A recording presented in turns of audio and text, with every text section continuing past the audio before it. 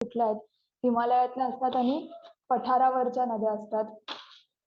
मग ते आपण काल बघितलं, हिमालयातल्या 2 नद्यांचे प्रकार पडतात. एक असते अरबी समुद्राला जाणाऱ्या आणि एक असतात बे ऑफ बेंगॉल किंवा बंगालच्या उपसागरामध्ये जाणाऱ्या नद्या. त्यांचे प्रकार असतात. मग आपण अरबी समुद्रात जाणारी होती सिंधू नदी किंवा इंडस रिव्हर. त्याच्यानंतर बे ऑफ बेंगॉलमध्ये जाणारी होती गंगा नदी.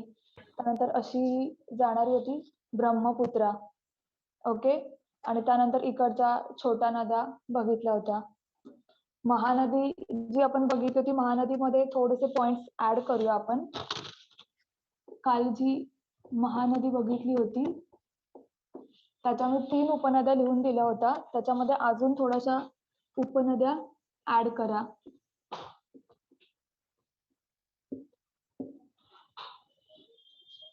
महानदीच्या उपनद्या, ज्या महानदी या बाजूला जाते म्हणजेच काय, बंगालच्या उपसागरामध्ये किंवा बे ऑफ बेंगॉल मध्ये जाते, उजव्या बाजूला पूर्व दिशेला तोंड करून जाते.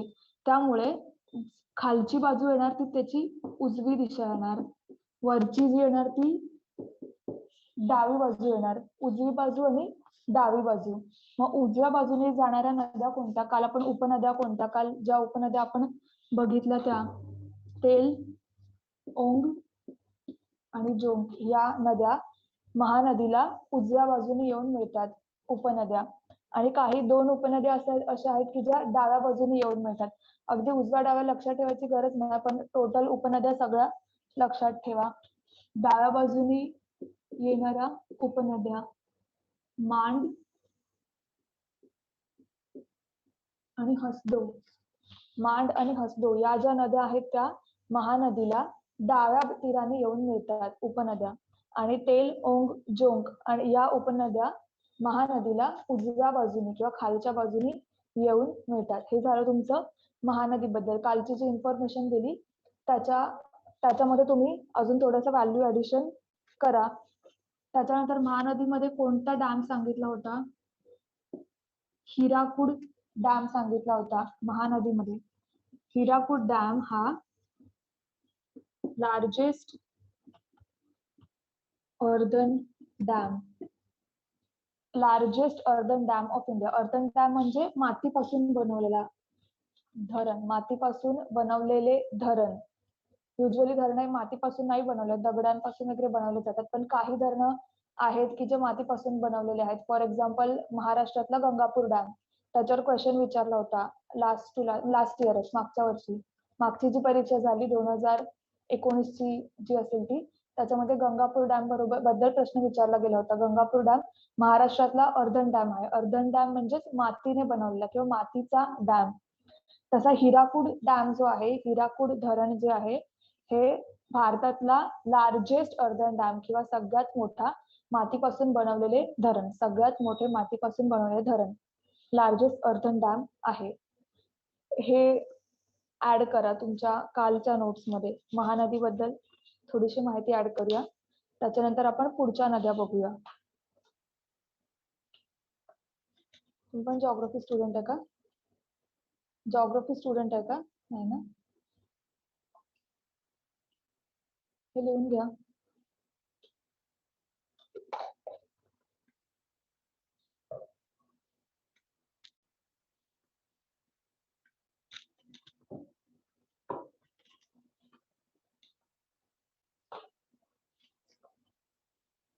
ओके. आता आपण ह्या झाल्या तुमच्या नॉर्थ साइडच्या नद्या. आता आपण पठारावरच्या, भारतीय जे द्वीपकल्पीय पठार आहे त्याच्यामधल्या नद्या कोणत्या आहेत त्या बघूया.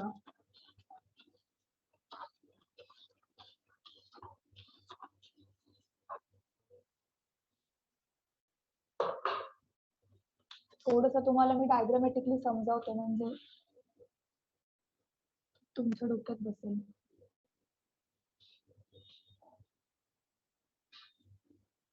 हा आहे भारताचा खालचा पोर्शन, साऊथचा जो पोर्शन आहे तो.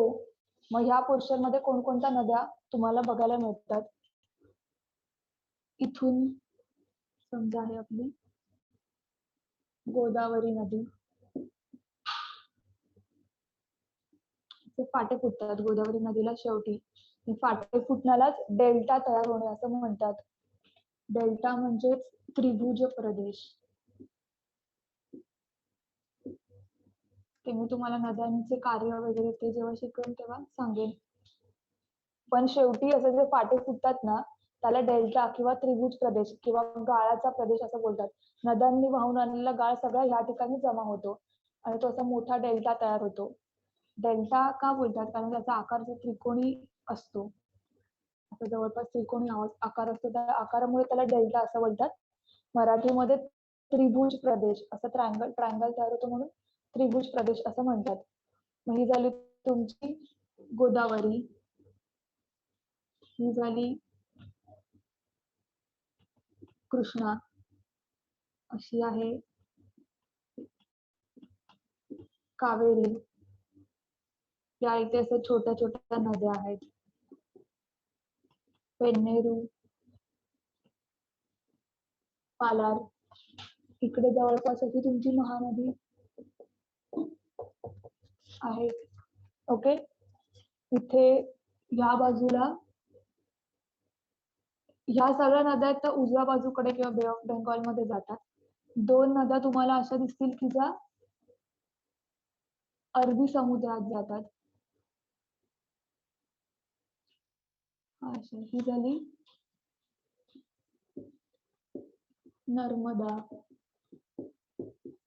ही झाली तापी. नर्मदा आणि तापी या नद्या आहेत त्या अरबी समुद्रामध्ये जातात. बाकी गोदावरी, कृष्णा, कावेरी, पेन्नेरू, पालार. इथे खाली वैगई म्हणून एक नदी आहे. या सगळ्या नद्या खालच्या बे ऑफ बेंगॉल मध्ये जातात. त्याच्यानंतर इथून जाणाऱ्या अशा 2-3 नद्या आहेत. लुनी, साबरमती, माही किंवा मही अशा नावाने बोलतात तिला. या झाल्या तुमच्या पठारावरच्या नद्या किंवा द्वीपकल्पीय हे जे पठार आहे भारतीय, बेसिकली साऊथ मधल्या नद्या. ह्या लिहून घ्या, चित्र काढून घ्यायचं, कारण तुमच्या हाताखालून गेलं तर ते तुम्हाला लक्षात जास्त राहील. हे लिहून घ्या किंवा स्क्रीनशॉट काढून घ्या.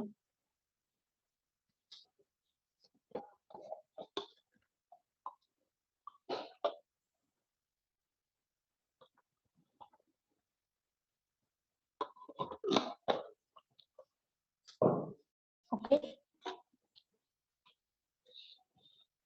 ही झाली इथे तुमची महानदी. महानदीच्या वरती काल मी दामोदर नदी पण शिकवली होती.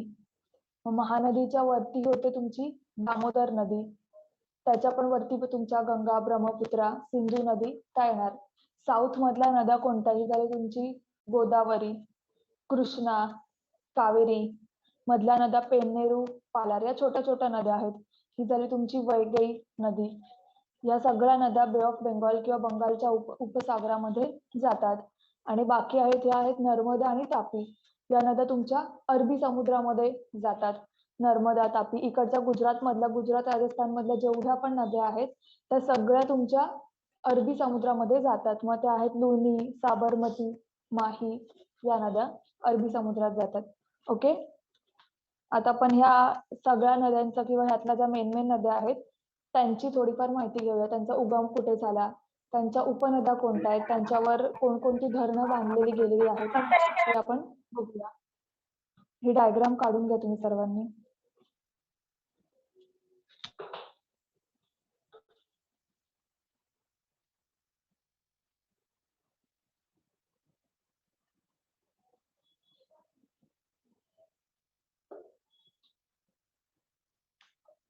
ठीक आहे, पुसू का आता?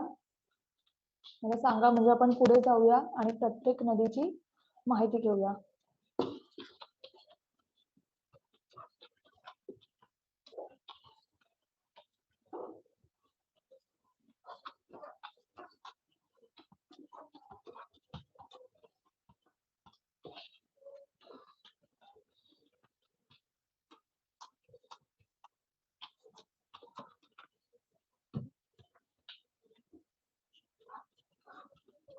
आता आपण एक एक नदीची माहिती घेऊया.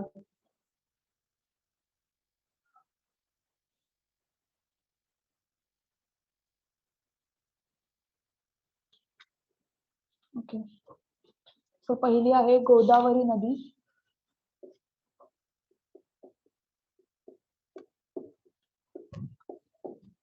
गोदावरी नदी महाराष्ट्रात उगम पावते. कुठे उगम पावते? त्र्यंबकेश्वर. महाराष्ट्रामध्ये त्र्यंबकेश्वर येथे उगम पावते गोदावरी नदी. त्र्यंबकेश्वर कुठे? नाशिक मध्ये. उगम पावते. Yes, right. नाशिक मध्ये उगम पावते. ओके. गोदावरी नदीची टोटल लांबी आहे 1380 किलोमीटर. टोटल लांबी 1380 किलोमीटर. त्यातली महाराष्ट्रातली लांबी आहे जवळपास 668 किलोमीटर. आता टोटल लांबी काय एवढी जास्त आहे? कारण ती फक्त महाराष्ट्रातून नाही वाहत, ती कोणकोणत्या राज्यांमधून वाहणार? सविता महाराष्ट्र. एक मिनिट.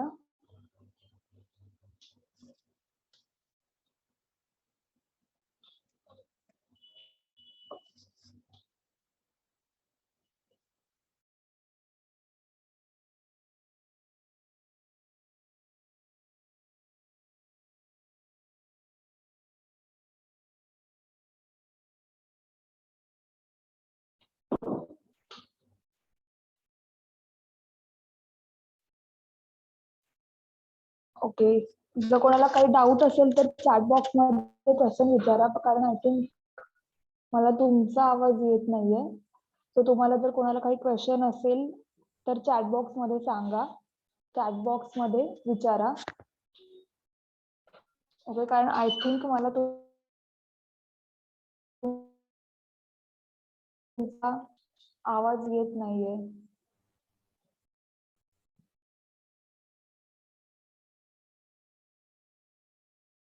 विश्व, तुम्ही काहीतरी बोला, मला एखादा काहीतरी क्वेश्चन विचारा, म्हणजे मला कळेल की तुमचा आवाज माझ्यापर्यंत येतोय का. विश्वनाथ. यस मॅम, येतोय आवाज ऐकायला. हा, येतोय ना? तुम्हाला दिसतोय का? मी जे बोर्डवर लिहिलंय ते दिसतंय का की ब्लर दिसतंय? थोडं ब्लर दिसतंय मॅडम, हलकस. मग मी मध्ये येते मध्ये जाते. अंदाजाने मग मी तसं मोठं हँडरायटिंग काढेल, म्हणजे तुम्हाला कळेल. कारण आज काहीतरी आय थिंक कनेक्शन इश्यू असावा. आता बघा मॅडम, बरोबर दिसतंय.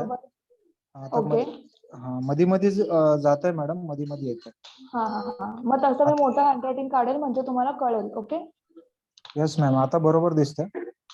ओके ओके, ठीक आहे, चालेल. मग आपण कंटिन्यू करूया. यस तुम्ही मॅम. अनम्यूट करा. ओके. सो आपण गोदावरी नदीबद्दल बघत होतो. गोदावरी नदीचा उगम महाराष्ट्रामध्ये त्र्यंबकेश्वर या ठिकाणी नाशिक येथे होतो. गोदावरी नदीची टोटल लांबी 1380 किलोमीटर आहे आणि महाराष्ट्रातली लांबी 660 किलोमीटर आहे. का? कारण गोदावरी नदी फक्त महाराष्ट्रात नाही वाहत, इतर राज्यांमध्ये सुद्धा वाहते. गोदावरी नदी महाराष्ट्र आणि आंध्र प्रदेशमध्ये मेन वाहते आणि त्याला ज्या उपनद्या येऊन मिळतात त्या इतर राज्यांमधल्या आहेत. फॉर एक्झाम्पल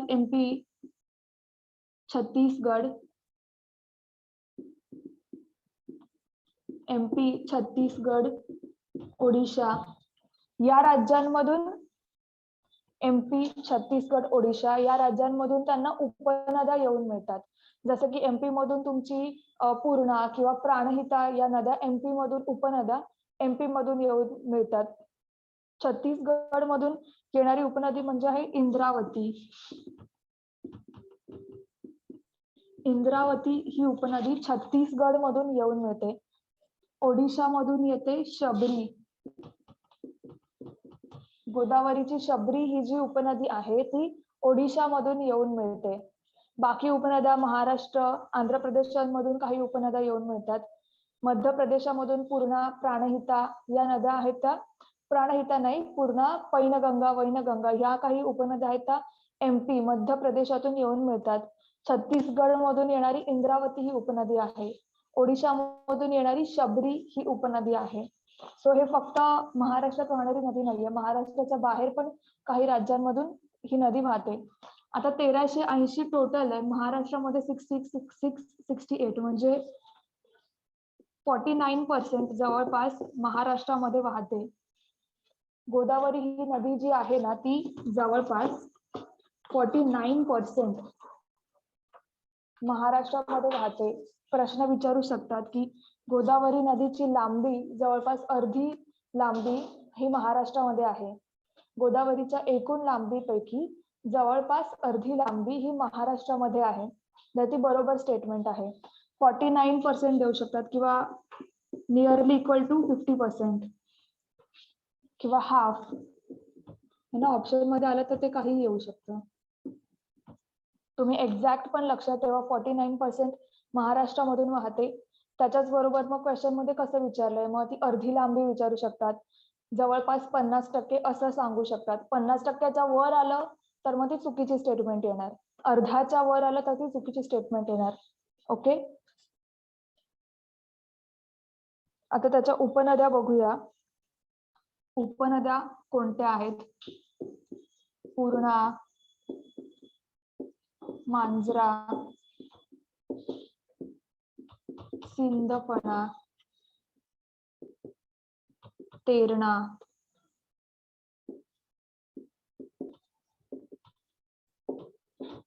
मुळामुठा,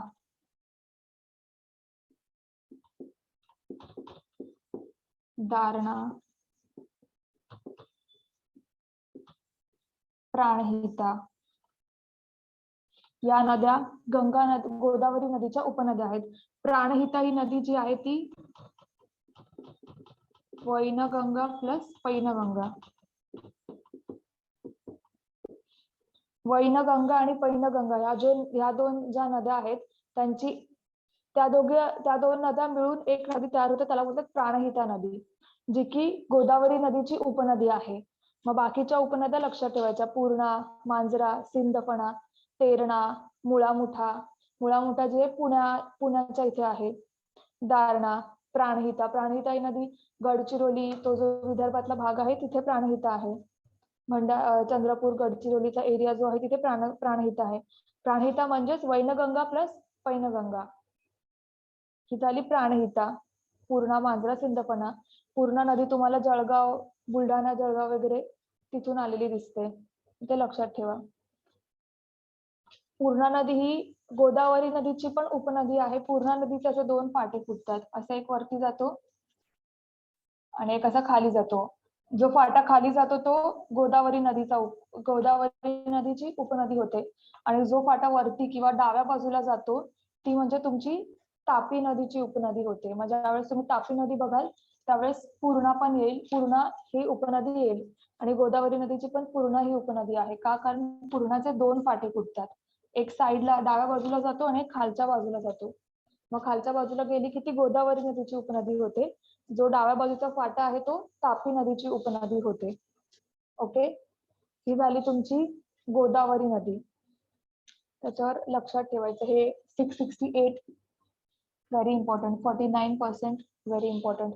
कोणत्या राज्यांमधून वाहते ते लक्षात ठेवा, कारण लोक कदाचित छत्तीसगड, झारखंडला निग्लेक्ट करतील. आपल्याला असं वाटतं की महाराष्ट्र आणि आंध्र प्रदेशातूनच जाते, पण ती छत्तीसगड आणि ओडिशा मधून पण त्यांना उपनद्या येऊन मिळतात. त्याच्यामुळे ते लक्षात ठेवायचं.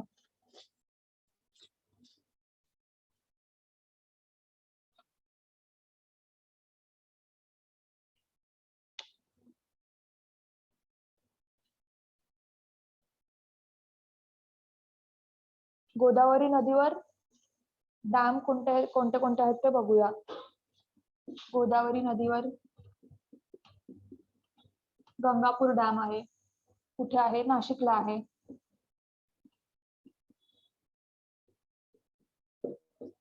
जायकवाडी धरण किंवा जायकवाडी डॅम आहे, महत्वाचे आहेत. त्याच्यानंतर शंकर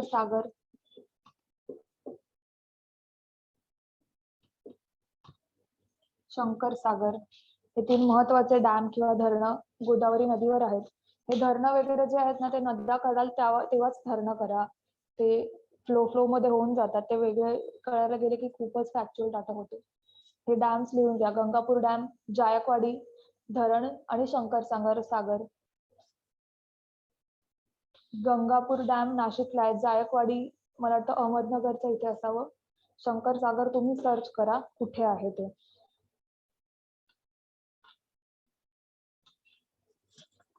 ही झाली गोदावरी नदी. आता आपण पुढची नदी बघूया, कृष्णा नदी.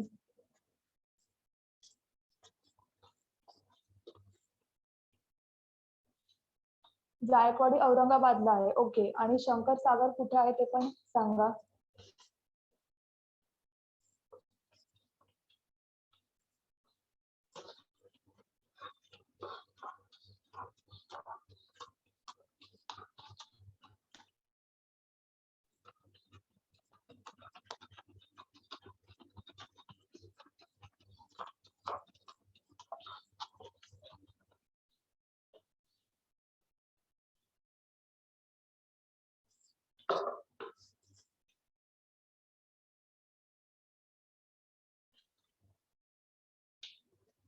शंकर सागर तुम्ही सर्च करा कोणत्या जिल्ह्यामध्ये आहे. तोपर्यंत आपण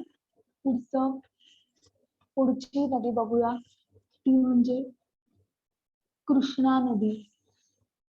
कृष्णा नदी, कृष्णा नदीचा उगम होतो महाबळेश्वर येथे. कृष्णा नदीचा उगम होतो महाबळेश्वर येथे. कृष्णा नदीची एकूण लांबी आहे टोटल 1400 किलोमीटर. अच्छा, ओके. नांदेड मध्ये आहे. नेहा सांगतायत की नांदेड मध्ये आहे. शंकर सागर हा डॅम नांदेड येथे आहे. नांदेड कुठे आहे? महाराष्ट्राची जी खालची बॉर्डर आहे, उस्मानाबाद, लातूर, नांदेड, महाराष्ट्राची खालची बॉर्डर आहे तिथे नांदेड आहे. कृष्णा नदीचा उगम होतो महाबळेश्वर येथे. टोटल लांबी आहे 1400 किलोमीटर. त्यातली महाराष्ट्राची लांबी आहे 282 किलोमीटर. म्हणजे फारच कमी, थोडीफारच लांबी आहे कृष्णा नदीची की जी महाराष्ट्रातून वाहते, पण ती स्वतःच्या म्हणजे तेवढी मोठी नदी आहे, त्यामुळे बराच सारा मोठा एरिया कव्हर करते. त्याच्यामुळे कृष्णा नदीला आपण बराच सारा जीवन किंवा साऊथचे जेवढे पण आपले जिल्हे आहेत, सातारा, सांगली, कोल्हापूर, हे सगळे जिल्हे आहेत ते कृष्णा नदीवरच डिपेंडेंट आहेत. त्याच्यामुळे ती तेवढी महत्वाची नदी मानली जाते. उगम महाबळेश्वर, एकूण लांबी 1400 किलोमीटर, महाराष्ट्रातील लांबी 282 किलोमीटर. आता त्याच्या उपनद्या आपण बघूया. कोयना, भीमा. भीमा जी आहे ती सगळ्यात मोठी उपनदी आहे. कृष्णा नदीची सर्वात मोठी उपनदी ती म्हणजे आहे भीमा. त्याच्यानंतर पंचगंगा. पंचगंगा ज्या आहेत त्या 5 छोट्या छोट्या नद्या आहेत. तुळसी, सरस्वती, अजून अशा 4-5 काही नद्या आहेत. त्या 5 नद्या मिळून पंचगंगा नदी तयार होते. पंचगंगा नदी कुठे आहे? कोल्हापूरमध्ये आहे उपनदी पंचगंगा. त्याच्यानंतर घटप्रभा, मलप्रभा, तुंगभद्रा,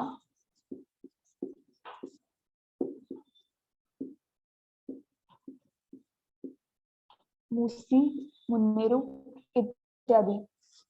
कोयना, भीमा. भीमा ही सर्वात मोठी उपनदी आहे.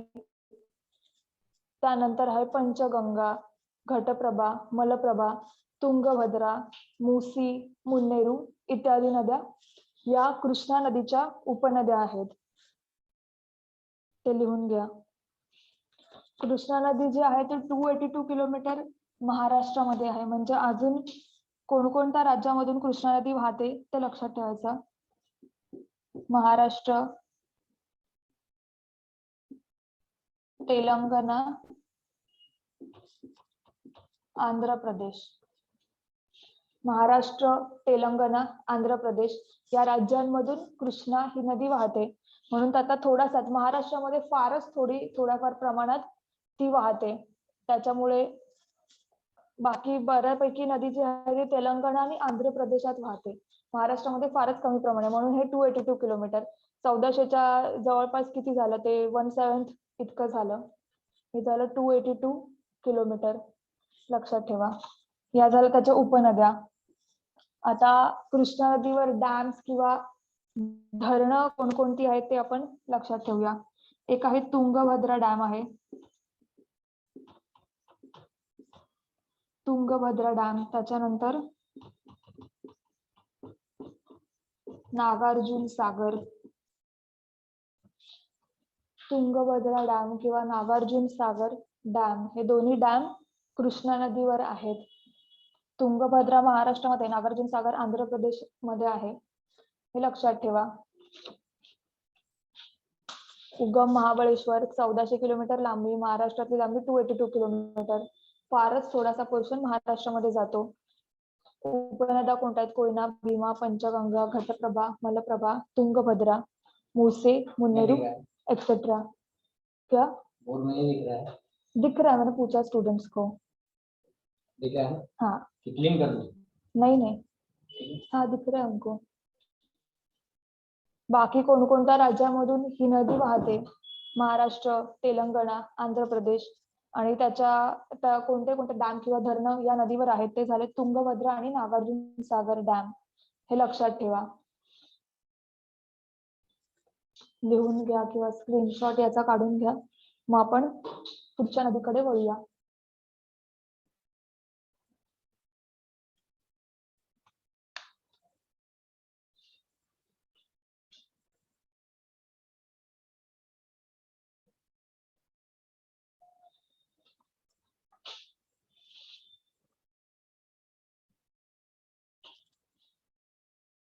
ओके, आता आपण पुढची नदी बघूया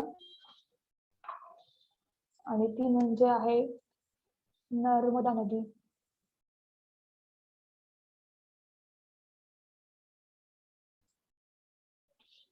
ओके, बऱ्याच साऱ्या नद्या आपण कव्हर करतो, त्याच्यामुळे नद्यांवर एक जरी प्रश्न विचारला, पहिली गोष्ट ह्याची जे मी शिकवते त्याच्या बाहेर प्रश्न जाणार नाही, आणि प्रश्न विचारले तर तुमचे ते टॅकल झाले पाहिजेत. ओके, नर्मदा ही नदी बघूयात. नर्मदा आपण नदी बघितली की नर्मदा आणि तापी ह्या दोन नद्या अरबी समुद्रामध्ये जाणाऱ्या नद्या आहेत. बाकीच्या आता आपण ज्या बघितल्यात कृष्णा आणि गोदावरी या नद्या बे ऑफ बेंगॉल किंवा बंगालच्या उपसागरात जातात. नर्मदा आणि तापी या नद्या कुठे जातात? अरबी समुद्रामध्ये जातात. ओके, सो आपण नर्मदा ही नदी बघूयात.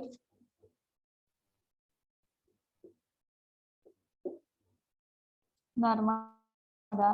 आता याच्या पुढच्या ज्या नद्या आहेत ना, त्या तुम्हाला टोटल सगळ्यांची लांबी करायची गरज नाहीये. ज्या मेन नद्या आहेत जसे कृष्णा, गोदावरी, कृष्णा, कावेरी ह्या नद्यांच्या या 6 नद्या अशा आहेत की यांची तुम्हाला टोटल लांबी आणि महाराष्ट्रातली, कावेरीची तर महाराष्ट्रातली लांबी येणार नाही, पण टोटल लांबी आणि महाराष्ट्रातली लांबी म्हणजे गोदावरी आणि कृष्णा या नद्यांची टोटल लांबी आणि महाराष्ट्रातील लांबी किती आहे ते कळणं गरजेचं आहे. बाकी इतर नद्यांच्या पूर्ण लांबी करणे गरजेचं नाही. फक्त आपण महाराष्ट्राशी रिलेटेड असल्यामुळे नर्मदा आणि ह्या तापी या नद्यांची महाराष्ट्रातली लांबी किती आहे ते बघूया. अगदीच त्याची पूर्ण टोटल स्टार्ट टू एंड किती आहे ते करायची गरज नाही, आणि ते लक्षात पण ठेवू नका, कधी विचारलं पण नाहीये. फक्त महाराष्ट्रातील लांबी लक्षात ठेवायचं. नर्मदा उगम काल आपण बघितला होता. काल मी मला काहीतरी सांगितलं होतं की एक ठिकाण आहे तिथून 3 नद्या जातात. कोणतं ठिकाण होतं ते मला सांगा जरा कमेंट बॉक्स मध्ये. नर्मदा नदीचा उगम काल मी सांगितला होता. कुठे होता नर्मदा नदीचा उगम?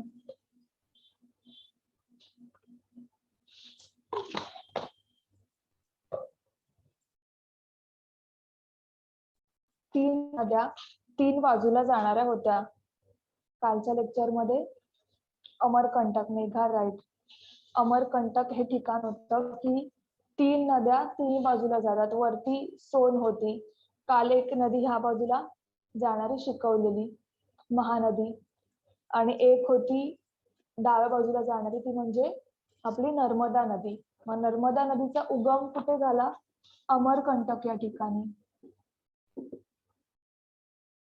अमरकंटक येथे नर्मदा नदीचा उगम होतो.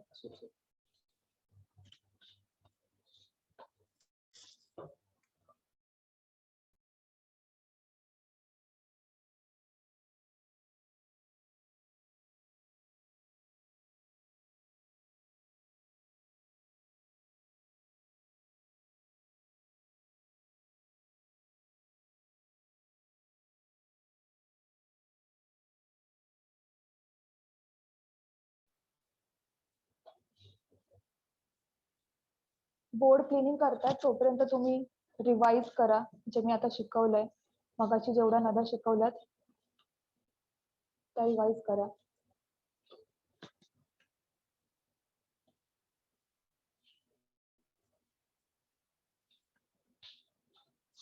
कोणाला क्वेश्चन?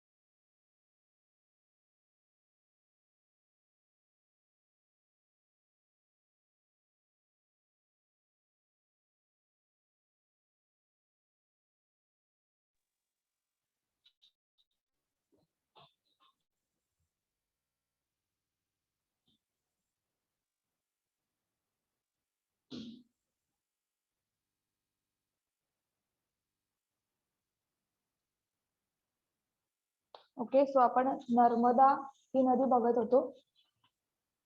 नर्मदा नदीचा उगम कुठे होतो? अमरकंटक या ठिकाणी.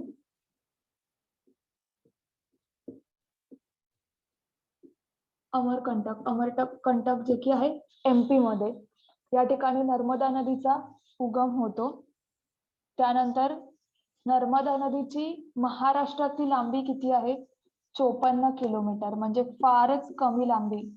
54 किलोमीटर लांबी ही नर्मदा नदीची महाराष्ट्रातून जाते. ओके, फक्त 54 किलोमीटर. टोटल लांबी त्याची खूप जास्त आहे, पण महाराष्ट्रातून जाणारी लांबी किंवा महाराष्ट्रामध्ये 54 किलोमीटर एवढी नदी ही महाराष्ट्रातून जाते. 54 किलोमीटर म्हणजेच काय? महाराष्ट्रातल्या कोणत्या एका जिल्ह्यातून नर्मदा नदी वाहते? तुम्हाला प्रश्न विचारला जाऊ शकतो. महाराष्ट्रातला कोणत्या जिल्ह्यातून नर्मदा नदी वाहते? तो आहे नंदुरबार जिल्हा. नंदुरबार जिल्हा महाराष्ट्रातला नंदुरबार या जिल्ह्यामधून नर्मदा नदी वाहते. किती किलोमीटर? 54 किलोमीटर. ओके, मग टोटल कोणकोणत्या राज्यांमधून नर्मदा नदी वाहते? तो आहे MP, मध्य प्रदेश, महाराष्ट्र आणि गुजरात. या 3 राज्यांमधून नर्मदा नदी टोटल वाहते. मध्य प्रदेश, महाराष्ट्र, गुजरात. सगळ्यात जास्त मध्य प्रदेशातून वाहते, त्यानंतर गुजरात मधून वाहते आणि त्यानंतर महाराष्ट्रामधून वाहते. महाराष्ट्रामध्ये फक्त 54% म्हणजे जवळपास एक 7 ते 8% जी आहे ती महाराष्ट्रातून वाहते. सगळ्यात जास्त MP किंवा मध्य प्रदेशामधून वाहते, त्यानंतर गुजरात आणि त्यानंतर महाराष्ट्र यामधून वाहते. महाराष्ट्रातल्या कोणत्या जिल्ह्यातून वाहते? नंदुरबार या जिल्ह्यातून वाहते. ओके, याच्या उपनद्या आपण बघूया. हिरण, शेर, शक्कर, बंजार एक्सेट्रा या नर्मदा या नदीच्या उपनद्या आहेत. हिरण, शेर, शक्कर, बंजार किंवा बंजर या उपनद्या आहेत. एक महत्वाचा डॅम जो नेहमी न्यूज मध्ये असतो तो म्हणजे सरदार सरोवर डॅम. हा नर्मदा या नदीवर आहे.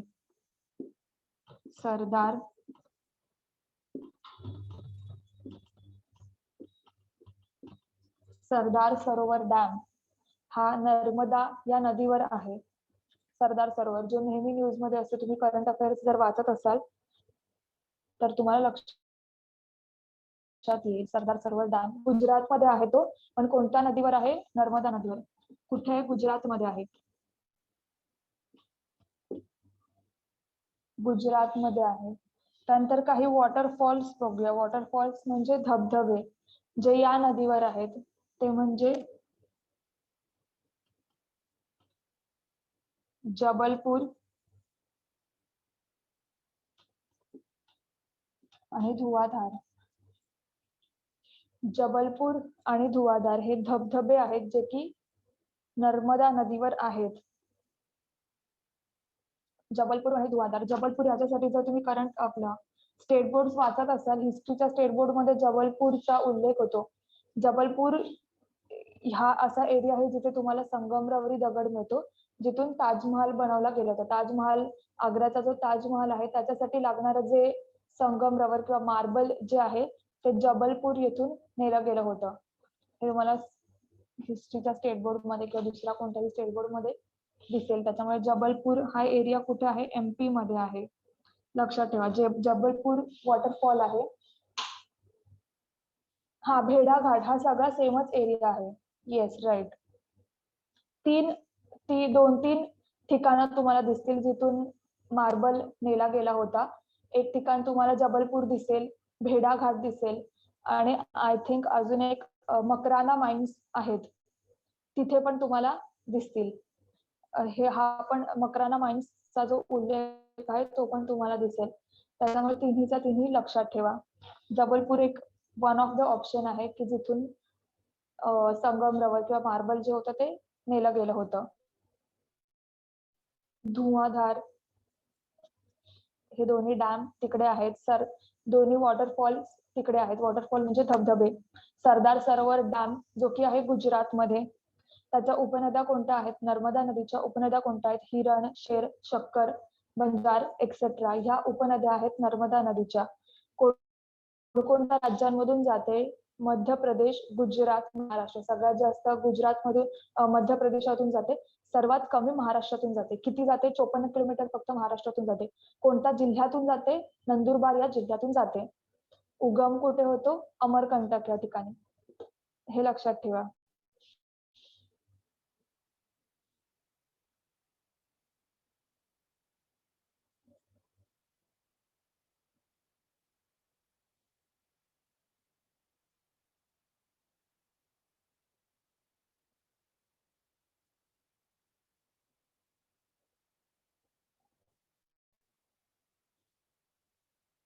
ओके, पुढे आपण तापी ही नदी बघूया. गोदावरी नदी आता झाली आहे. आपण तापी, नर्मदा ही नदी झाली, आपण तापी ही नदी बघूया आता.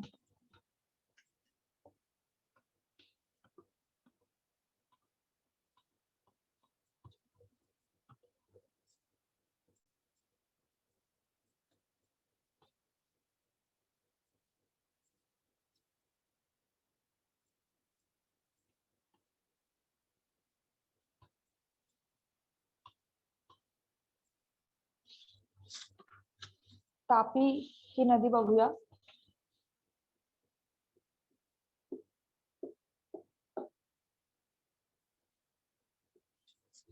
तापी.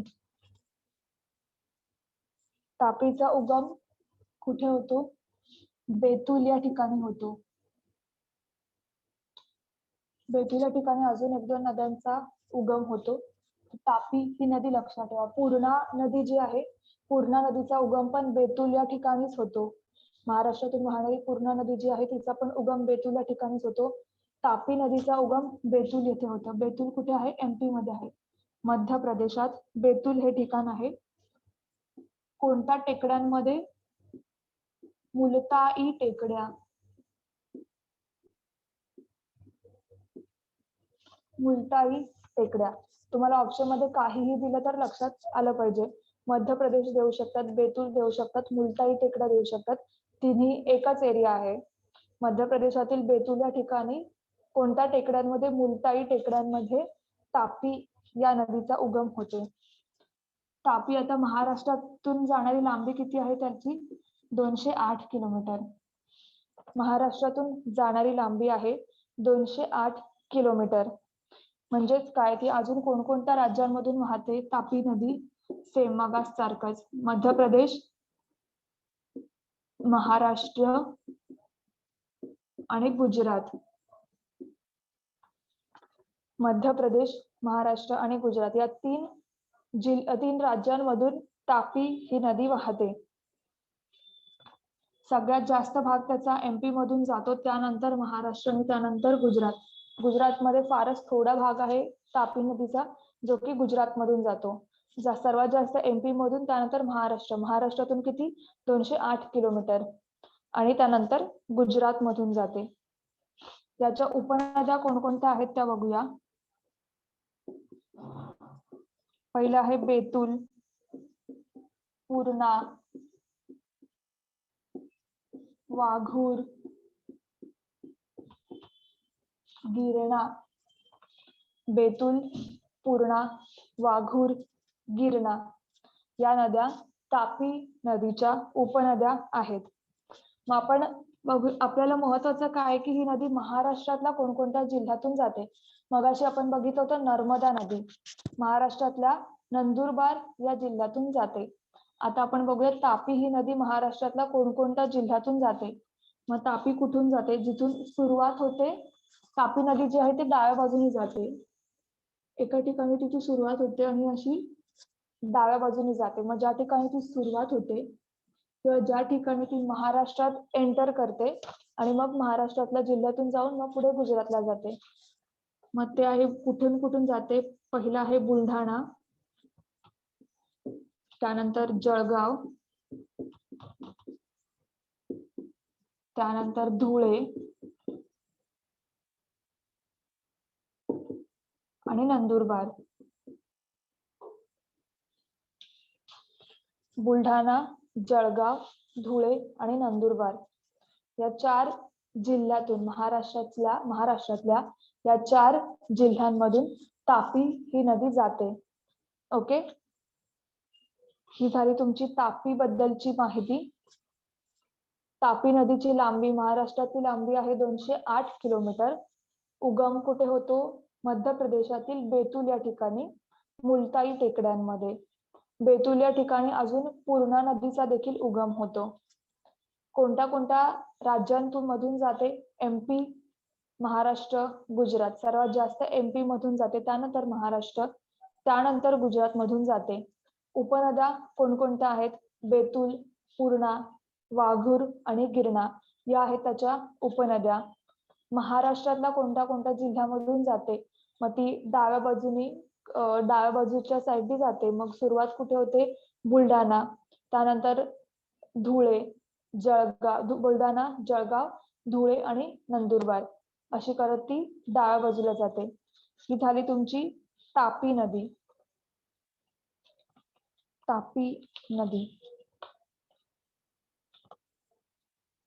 हे लिहून घ्या. मग आपण कावेरी ही नदी बघूया. कावेरी नदी पुढे बघूया.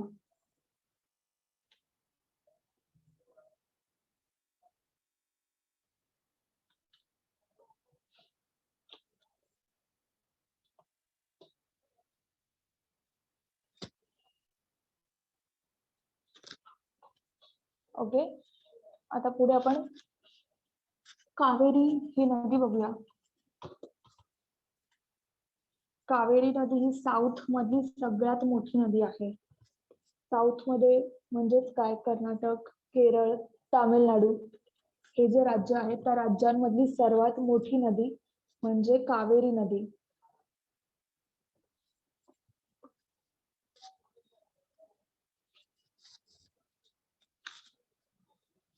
कावेरी नदीलाच साऊथ इंडियाची जीवनवाहिनी असं पण म्हणतात. साऊथ इंडिया म्हणजेच काय, दक्षिण परिसरातली. साऊथ इंडियाची जीवनवाहिनी तुम्हाला लोकल शब्दात सांगते. टेक्निकली जर विचारलं, दक्षिण भारताच्या दक्षिण भागातली जीवनवाहिनी किंवा जीवनरेखा म्हणून कोणती नदी ओळखली जाते, ती आहे कावेरी नदी. ओके,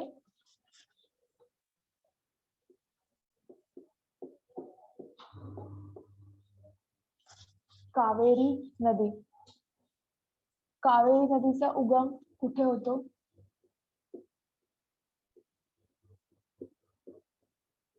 ब्रह्मगिरी पर्वत. ब्रह्मगिरी पर्वत कुठे आहे? कूर्ग डिस्ट्रिक्ट, कर्नाटक.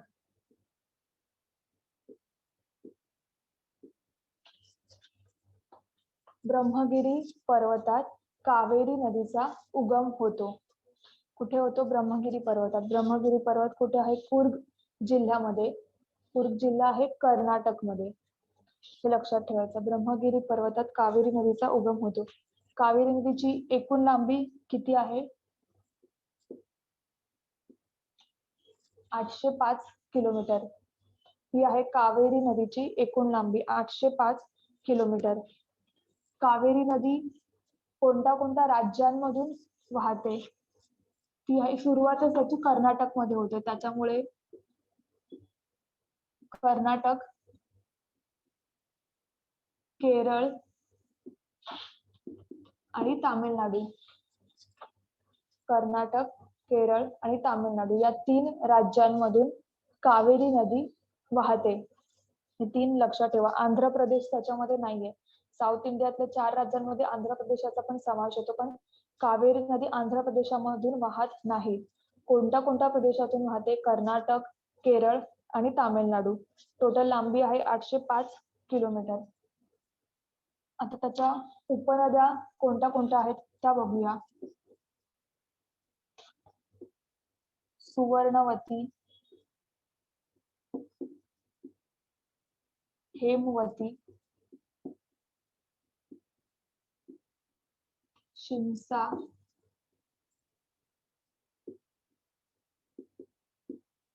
अमरावती, भवानी,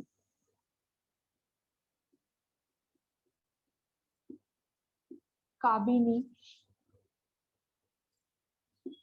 आणि कर्णावती. तुम्हाला ट्रिक्सने लक्षात ठेवायचं असेल तर ह्या सगळ्या मुलींचे नाव आहेत. सुवर्णवती, हेमवती, शिमसा, अमरावती, भवानी, काबिनी, कर्णावली. बऱ्यापैकी मुलींची नावं किंवा स्त्रियांना डिनोट करणारी नावं आहेत, त्याच्यामुळे ती लक्षात ठेवायची. कोणत्या नदीच्या उपनद्या आहेत? या सगळ्या कावेरी नदीच्या उपनद्या आहेत. सुवर्णवती, हेमवती, शिमसा, अमरावती, भवानी, काबिनी आणि कर्णावली. ओके, ह्या आहेत कावेरी नदीच्या उपनद्या. ओके, कावेरी नदीवर कोणकोणते डॅम्स आहेत किंवा कोणकोणती धरणं आहेत? ती म्हणजे सर्वात महत्वाचं धरण आहे कृष्णराजसागर. कृष्णराजसागरवर प्रश्न विचारला गेला होता. कृष्णराजसागर आपल्याला वाटतं कृष्णा नदीवर आहे, पण तसं नाहीये. कृष्णराजसागर हे धरण कावेरी या नदीवर आहे. कृष्णराजसागर. त्यानंतर आहे स्टॅनले,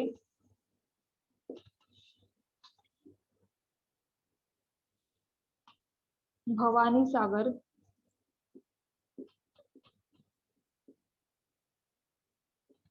आणि मेत्तूर.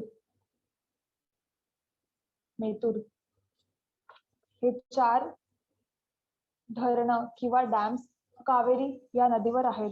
कोणकोणते डॅम्स आहेत कावेरी नदीवर? कृष्णराज सागर, स्टॅनले, भवानी सागर आणि मेतूर. कृष्णराज सागर, स्टॅनले, भवानी सागर, मेतूर हे 4 डॅम्स किंवा धरणं कावेरी नदीवर आहेत. त्याच्यावर कृष्णराज सागरवर प्रश्न विचारला गेला होता, त्याच्यामुळे त्याला स्टार मार्क करून ठेवा.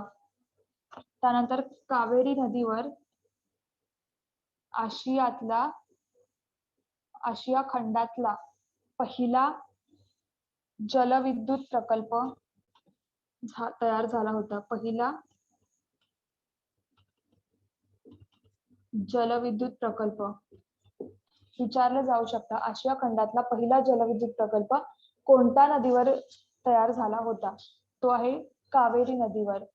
पूर्ण आशिया खंडातला पहिला जलविद्युत प्रकल्प कावेरी या नदीवर तयार करण्यात आला होता.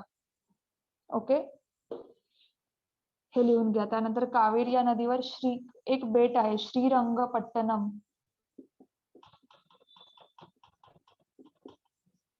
श्रीरंगपट्टणम हे बेट कोणत्या नदीवर आहे? कावेरी नदीवर. श्रीरंगपट्टणम हे बेट कावेरी या नदीवर आहे. ओके, ते लिहून घ्या. कावेरी नदीचा उगम कुठे होतो? ब्रह्मगिरी पर्वत, कूर्ग, कर्नाटक या ठिकाणी. टोटल लांबी आहे 805 किलोमीटर. कावेरी नदीची टोटल लांबी आहे 805 किलोमीटर. कोणत्या राज्यांमधून जाते? कर्नाटक, केरळ, तामिळनाडू या राज्यांमधून जाते. उपनद्या कोणत्या आहेत? सुवर्णवती, हेमवती, शिमसा, अमरावती, भवानी, काबिनी आणि कर्णावली. त्यानंतर डॅम्स किंवा धरणं कोणते आहेत? कृष्णराज सागर, जे की कृष्णराज सागर सर्वात मोठं धरण आहे, कावेरी नदीवरचं सर्वात मोठे धरण. आणि ते कृष्णा नदीवर नाहीये, कावेरी नदीवर आहे. कृष्णराज सागर त्याचं नाव आहे, हे लक्षात ठेवा. कुठे आहे? कर्नाटक मध्ये आहे ते.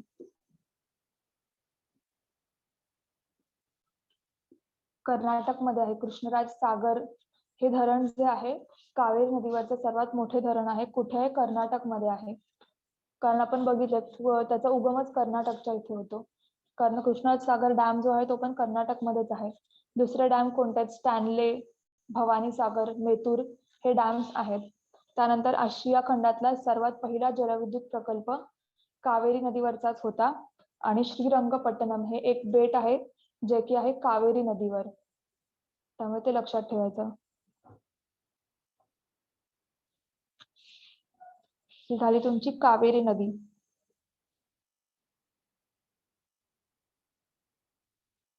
हे लिहून घ्या.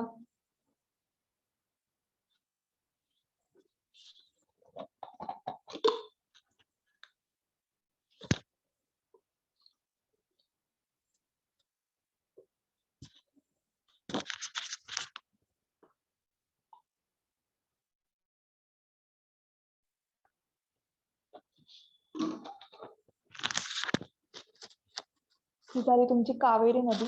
आता आपण पुढच्या काही ज्या छोट्या सगळ्या मोठ्या नद्या तुमच्या कव्हर झालेल्या आहेत. आता सुरुवातीपासून नॉर्थ पासून साऊथ पर्यंत इंडस किंवा सिंधू, गंगा, ब्रह्मपुत्रा, महानदी, गोदावरी, कृष्णा, कावेरी, नर्मदा, तापी या भारतातल्या सर्वात महत्वाच्या नद्या आहेत. त्याच्यावर प्रश्न विचारले आहेत बरेच सारे. त्या नद्यांवर प्रश्न विचारले जातात किंवा इनडायरेक्ट विचारलं तर त्या नद्यांवर कोणते डॅम्स आहेत, कोणती धरणे आहेत ते विचारलं जातं. कोणकोणत्या राज्यांमधून वाहते ते विचारलं जातं. जर महाराष्ट्राची संबंधित असेल तर त्याची महाराष्ट्रातील लांबी किती आहे ते विचारलं जातं. त्याच्यामुळे लक्षात ठेवायचं.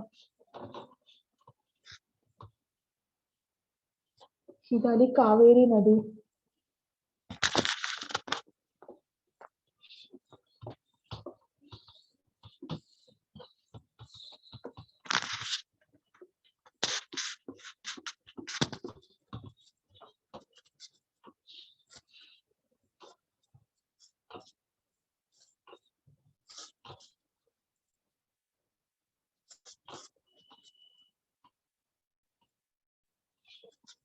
ओके, आपण आता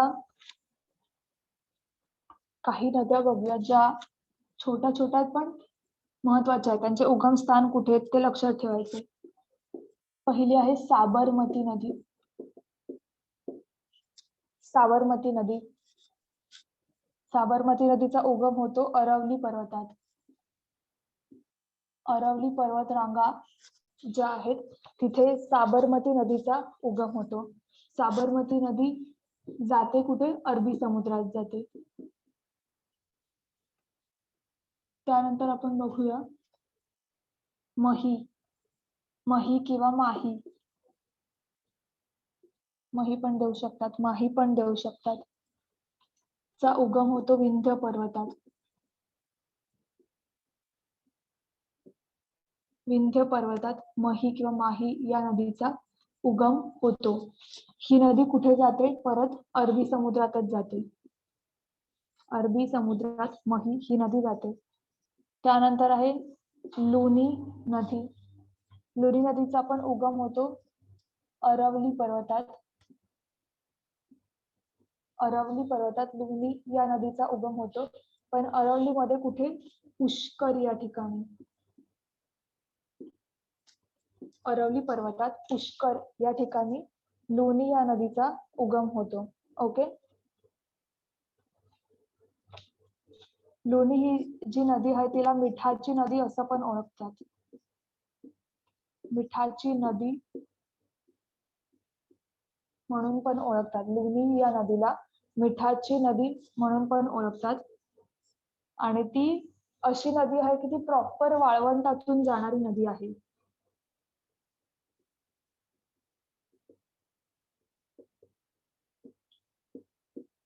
वाळवंटातून जाणारी एकमेव नदी.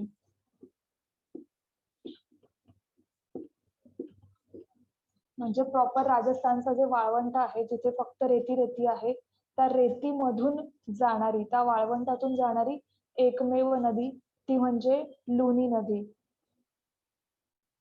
ते लिहून घ्या. आणि राजस्थान मधील सर्वात मोठी नदी आहे. राजस्थान मधील सर्वात मोठी नदी आहे लुनी नदी. लुनी बद्दल लिहून घ्या. जी माही नदी तुम्हाला सांगितली विंध्य पर्वतात उगम पावते, आणि एक लिहून घ्या की ही नदी ट्रॉपिक ऑफ कॅन्सर दोनदा ओलांडते.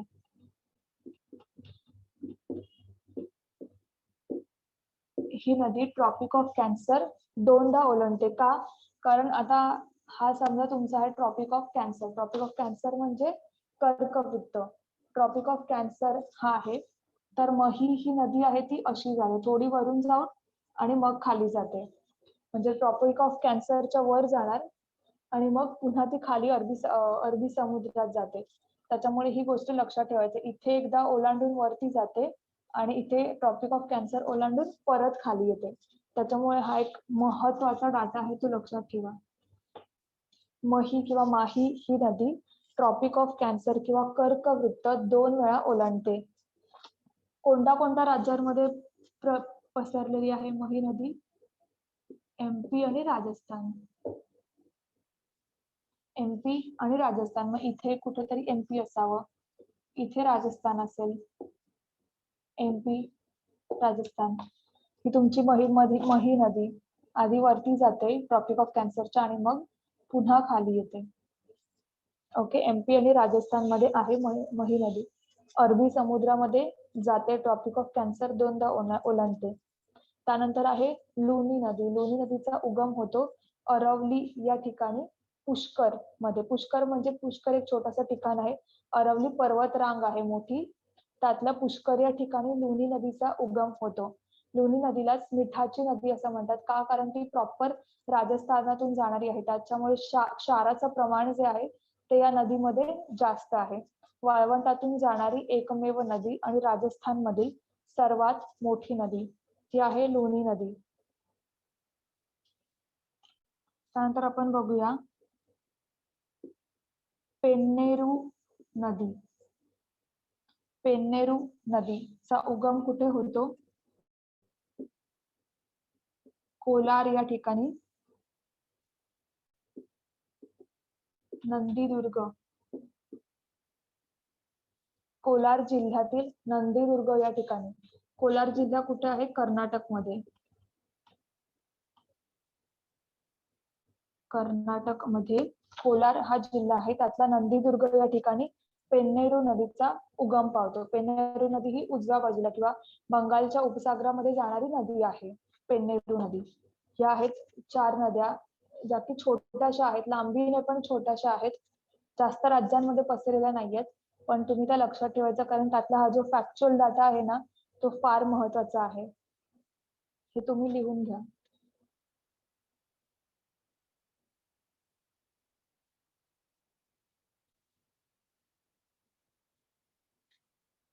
साबरमती नदीचा उगम होतो अरवली पर्वतात. कुठे जाते? अरबी समुद्रामध्ये जाते. त्यानंतर आहे माही किंवा मही नदी. मही नदीचा उगम कुठे होतो? मध्य प्रदेशामध्ये होतो. त्यातला विंध्य पर्वत, मध्य प्रदेशामध्ये जो विंध्य पर्वत आहे तेथे माही या नदीचा उगम होतो. ती जाते नंतर अरबी समुद्रात. कोणकोणत्या राज्यामधून वाहते? MP आणि राजस्थान, मध्य प्रदेश आणि राजस्थान. त्यानंतर माही ही नदी ट्रॉपिक ऑफ कॅन्सर किंवा कर्कवृत्त 2 वेळा ओलांडते. एकदा ट्रॉपिक ऑफ कॅन्सर पार करून वरती जाते आणि त्यानंतर ती पुन्हा खाली येते. त्याच्यामुळे ही नदी ट्रॉपिक ऑफ कॅन्सर 2 वेळा ओलांडते. त्यानंतर आहे लुनी ही नदी. लुनी नदी कुठे उगम पावते? अरवली पर्वतातील पुष्कर या ठिकाणी उगम पावते.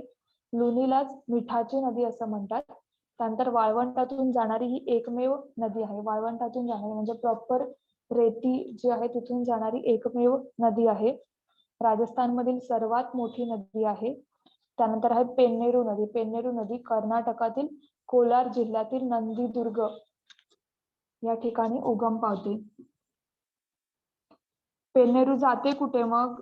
कोणत्या कोणत्या राज्यातून वाहते? कर्नाटक आणि तामिळनाडू. कर्नाटक आणि तामिळनाडू मधून पेन्नेरू ही नदी वाहते. ते लिहून घ्या तुम्ही सर्वांनी.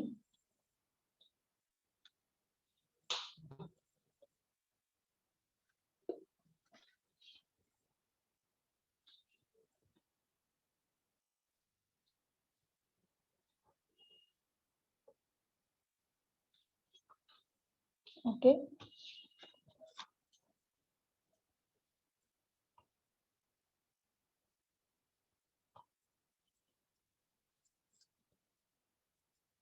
एक थोडासा कन्सेप्ट आपण बघूया.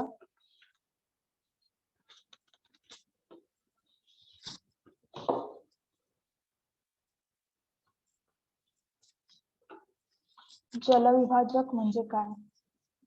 जलविभाजक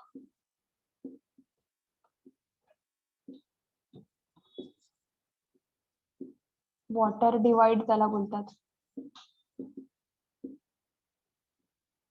वॉटर डिवाइड किंवा जलविभाजक म्हणजे काय, त्याच्यावर प्रश्न विचारला गेला होता 1-2 वर्षापूर्वी.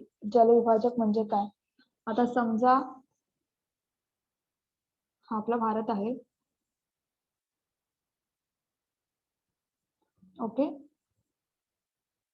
या भारतामधला हा जो पट्टा आहे,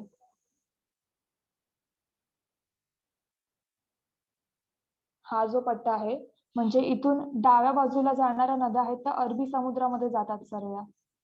आणि इथून उजव्या बाजूच्या ज्या नद्या आहेत गोदावरी, कृष्णा, कावेरी, ह्या ज्या नद्या आहेत त्या उजव्या बाजूला जातात.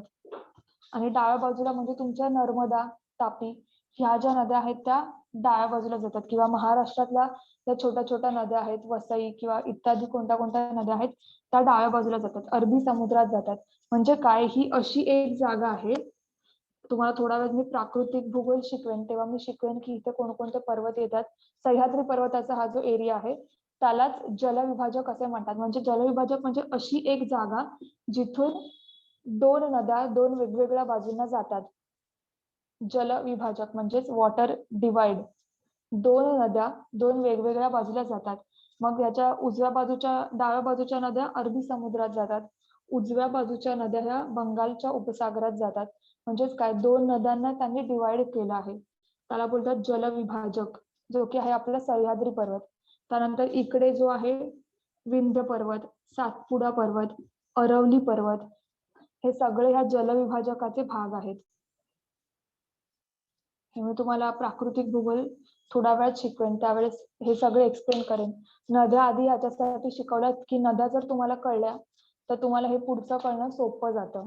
ओके, हा आहे जलविभाजक. जलविभाजक म्हणजे अशी जागा जिथून दोन नद्या दोन वेगवेगळ्या दिशांना जातात, त्याला बोलतात जलविभाजक. त्याच्यावर प्रश्न विचारला गेला होता, हे लिहून घ्या तुम्ही आणि हे डायग्राम पण काढून घ्या. जलविभाजक म्हणजेच वॉटर डिवाइड, जिथून पाणी दोन बाजूंना दोन्ही दिशांना जातं ते.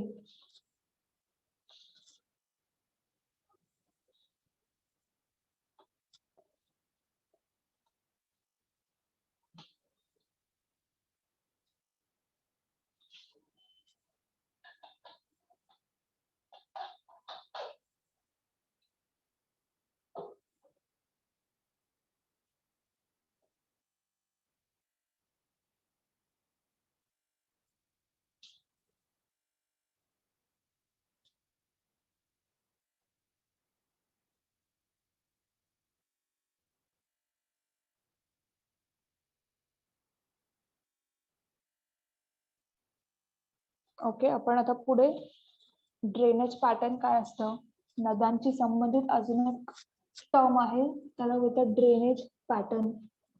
ते आपण बघूया.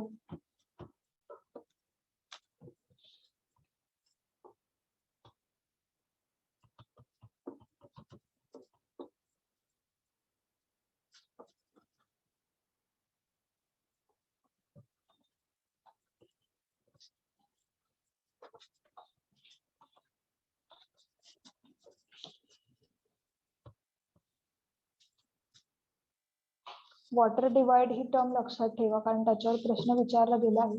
तुम्ही जिथे नोट्स बनवतात तिकडे स्टार मार्क करा त्याला. ओके, आता आपण ड्रेनेज पॅटर्न काय असतं ते बघूया.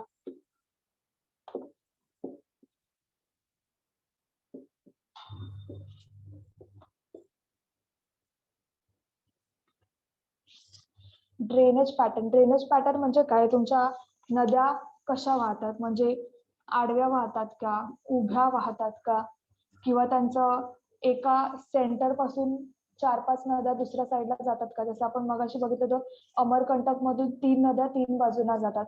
म्हणजेच काय, ड्रेनेज पॅटर्न म्हणजेच काय, नद्यांची वाहनाची पद्धत जी आहे त्याच्यावरून ड्रेनेज पॅटर्नचे काही प्रकार पडतात, ते लक्षात ठेवायचं. ड्रेनेज पॅटर्न म्हणजे काय, नद्यांची वाहण्याची पद्धत.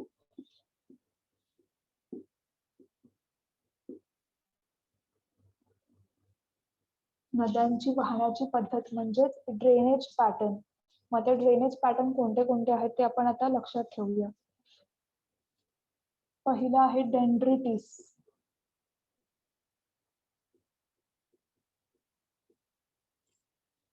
डेंड्रिटिस किंवा वृक्षाकार.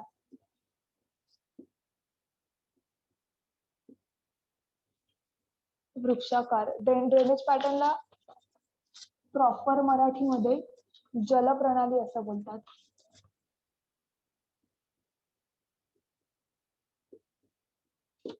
जलप्रणाली, ड्रेनेज पॅटर्नला जलप्रणाली असं म्हणतात.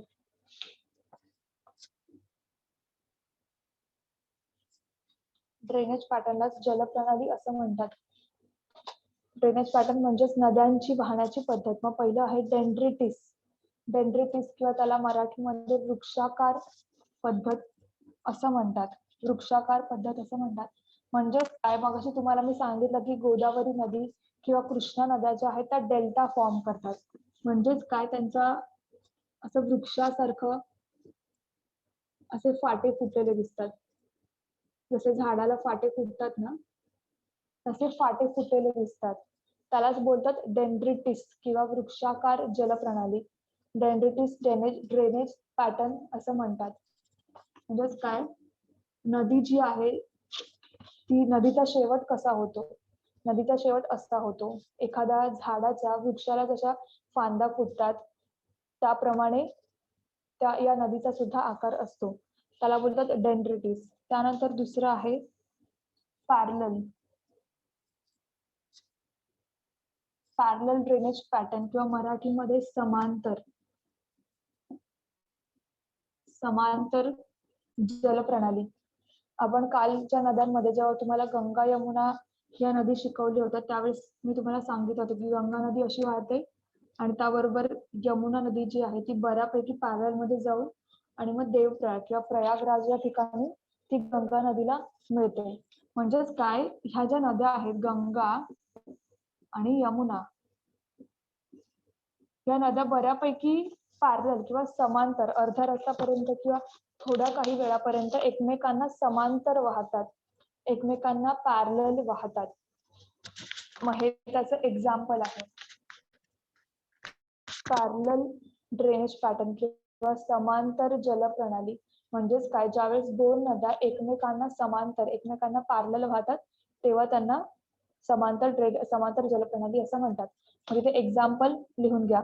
इथे डेंड्रिटिसचे एक्झाम्पल किंवा वृक्षाकार जलप्रणालीचे एक्झाम्पल येणार गोदावरी, गंगा. ओके, हे झाले तुमचे डेंड्रिटिस किंवा वृक्षाकारचे एक्झाम्पल. पॅरलल किंवा समांतर त्याचे एक्झाम्पल कोणते होणार, गंगा, यमुना.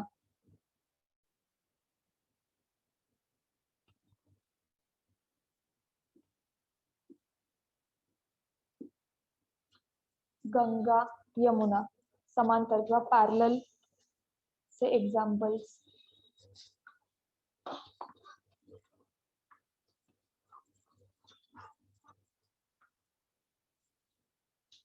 त्यानंतर आपण बघूया सेंट्रीपिटल.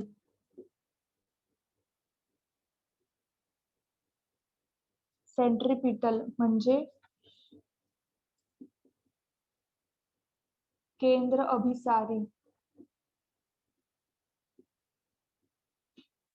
सेंट्रीपिटल केंद्र अभिसारी म्हणजे सेंट्रीपिटल म्हणजे टुवर्ड्स सेंटर, सेंटर कडे जाणारे, टुवर्ड्स सेंटर.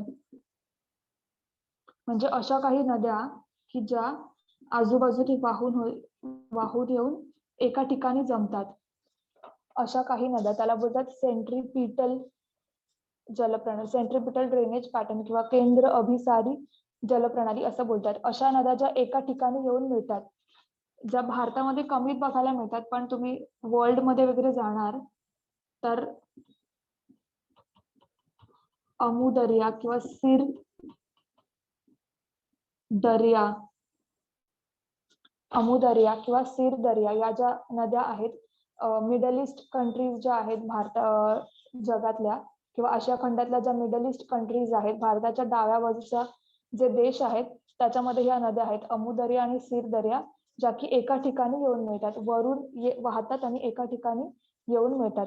त्यालाच बोलतात सेंट्रीपिटल, टुवर्ड्स सेंटर, केंद्र अभिसारी जलप्रणाली. ओके, त्यानंतर आपण बघूया सेंट्रीफ्युगल म्हणजे केंद्रोत्सारी.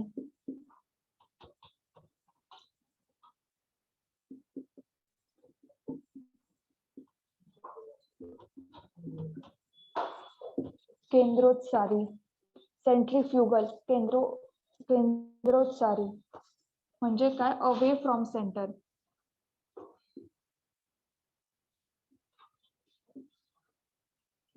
म्हणजे अशा काही नद्या असतात की ज्या एका पॉइंट पासून लांब जातात, दूर जाणाऱ्या असतात. सेंट्रीपिटल म्हणजे टुवर्ड सेंटर म्हणजे बाहेरून किंवा 2-3 ठिकाणी मधून एका ठिकाणी जमणाऱ्या नद्या. पण सेंट्रीफ्युगल ज्या नद्या असतात ज्या एका ठिकाणावरून लांब जातात, खालच्या साईडला किंवा लांब जातात, जे की आपण बघितलं होतं अमरकंटक हे ठिकाण आहे. तिथून 3 नद्या 3 बाजूला जातात. मग त्याचे एक्झाम्पल लिहा. सेंट्रीफ्युगल ड्रेनेज पॅटर्न किंवा केंद्रोत्सारी जलप्रणालीचे एक्झाम्पल कोणत्या नद्या आहेत, नर्मदा, सोन किंवा शोन एक्सेट्रा. ह्या ज्या नद्या आहेत त्या सेंट्रीफ्युगल जलप्रणालीचे, सेंट्रीफ्युगल ड्रेनेज पॅटर्नचे एक्झाम्पल आहे. नर्मदा, सोन या नद्या कुठून मग ह्यावेळेस सेंटर कोणतं आहे? अमरकंटक हे सेंटर आहे. मग अमरकंटक मधून दूर जाणाऱ्या वेगवेगळ्या दिशांना जाणाऱ्या नद्या, त्या झाल्या सेंट्रिफ्युगल ड्रेनेज पॅटर्न. त्यानंतर आपण बघूया अॅन्युलर किंवा ट्रेलिस. अॅन्युलर ANNULAR अॅन्युलर किंवा ट्रेलिस TRELLIS ट्रेलिस TRELLIS. ही नदी प्रणाली तुम्हाला चुनखडीच्या प्रदेशात बघायला भेटते.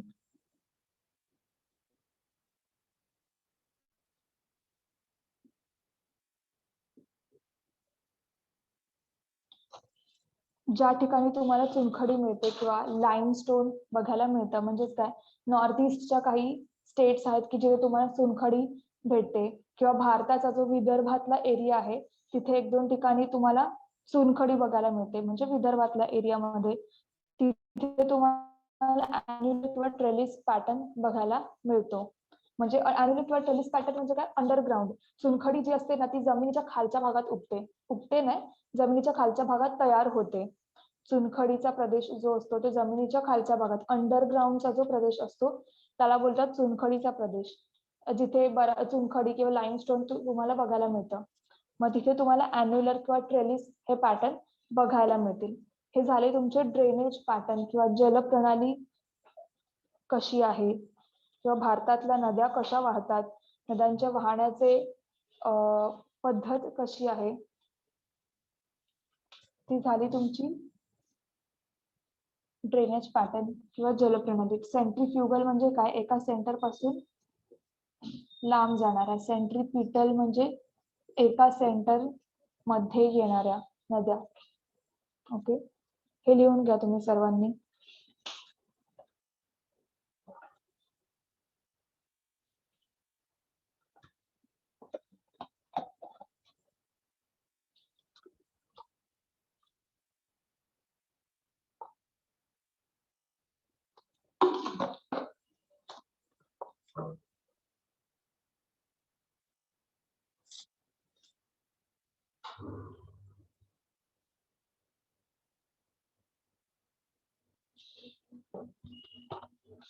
सो हे ड्रेनेज पॅटर्न लक्षात ठेवा. पहिली आहे डेंड्रिटिस किंवा वृक्षाकार जलप्रणाली. ज्यावेळेस तुमच्या नद्या वृक्षाच्या फांद्यांसारख्या पसरत जातात त्यावेळेस डेल्टा फॉर्म होत जातो, त्यालाच बोलतात डेंड्रिटिस किंवा वृक्षाकार जलप्रणाली. त्यानंतर आहे पॅरलल किंवा समांतर. ज्यावेळेस 2 नद्या एकमेकांना समांतर जातात, म्हणजे गंगा आणि यमुना नदी. कालच्या लेक्चरमध्ये आपण बघितलं होतं, गंगा यमुना नदी ह्या एकमेकांना समांतर जातात बऱ्याच वेळापर्यंत, आणि त्यानंतर प्रयागराज किंवा अलाहाबाद या ठिकाणी किंवा ऋषिकेश या ठिकाणी त्या एकमेकांना मिळतात. मग ते झालं पॅरलल किंवा समांतर जलप्रणाली. त्यानंतर आहे सेंट्रिपिटल. सेंट्रिपिटल किंवा केंद्र अभिसारी, टुवर्ड्स द सेंटर, एका सेंटर मध्ये येणारा. तर मिडल ईस्ट कंट्रीज मध्ये ह्या ज्या नद्या आहेत, अमू दर्या किंवा सिर दर्या, किंवा सिर दर्या, ह्या ज्या नद्या आहेत त्या एका सेंटर मध्ये येऊन मिळतात, टुवर्ड्स द सेंटर, त्याला बोलतात सेंट्रिपिटल किंवा केंद्र अभिसारी नद्या. त्यानंतर आहे सेंट्रिफ्युगल, म्हणजे एका सेंटर पासून दूर जाणारा. म्हणजेच काय की ज्यावेळेस सेंट्रिपिटल असेल त्यावेळेस ते सेंटर खालच्या बाजूला असलं पाहिजे, तेव्हा त्या नद्या वरून खाली येणार, टुवर्ड्स सेंटर. आणि ज्यावेळेस सेंट्रिफ्युगल असणार, केंद्र उत्सारी असणार, त्यावेळेस सेंटर कुठेतरी वरच्या बाजूला असणार, मग तिथून त्या नद्या खाली खाली खाली येत जाणार, त्याला बोलतात away from the centre. Centrifugal, away from the centre, केंद्रोत्सारी. जसं की अमरकंटक मधून वाहणाऱ्या ज्या नद्या आहेत त्या, नर्मदा, सोन आणि इत्यादी नद्या. आणि त्यानंतर हे अॅन्युलर किंवा ट्रेलिस पॅटर्न. हा पॅटर्न तुम्हाला चुनखडी प्रदेशात किंवा ज्या प्रदेशात लाईमस्टोन मिळतो तिथे हा पॅटर्न बघायला मिळतो, चुनखडी प्रदेशामध्ये. हे लिहून घ्या. भारतामध्ये चुनखडी कुठे मिळते? विदर्भात मिळते. तुम्ही जर 9वी 10वीचं स्टेट बोर्ड वाचलं असेल तर तिथे प्रॉपर त्यांनी जागा दिलेली आहे कोणत्या ठिकाणी भेटतो. महाराष्ट्रामध्ये विदर्भात मिळते चुनखडी, आणि त्यानंतर विशाखापट्टणम मध्ये. गुहागर हे ठिकाण आहे. गुहागर कुठे आहे? विशाखापट्टणम.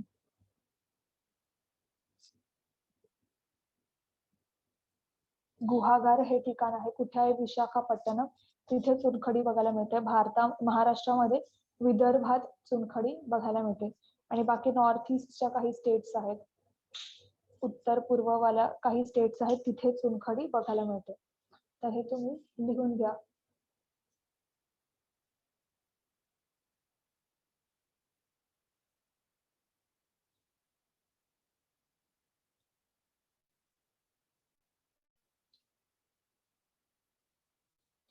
हे तुम्ही लिहून घ्या सर्व.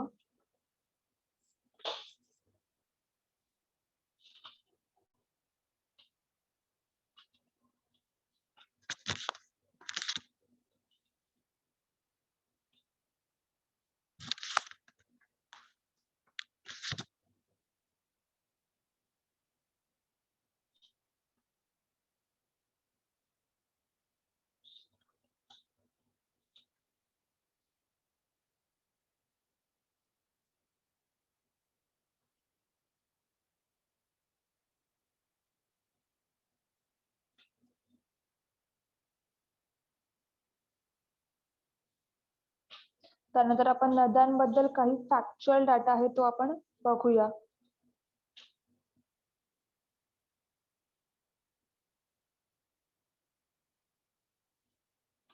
काही तुम्हाला नद्यांबद्दल म्हणजे नद्या आणि त्यांच्या काठावरची शहरे कोणकोणती आहेत ते आपण थोडस बघूया.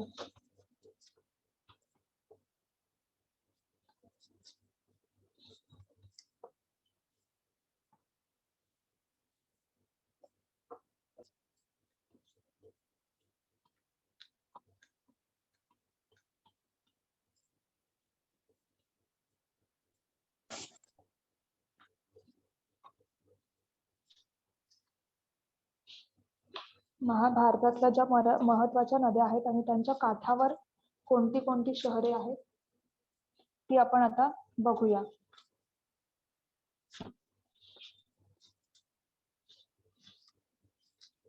गंगा नदी.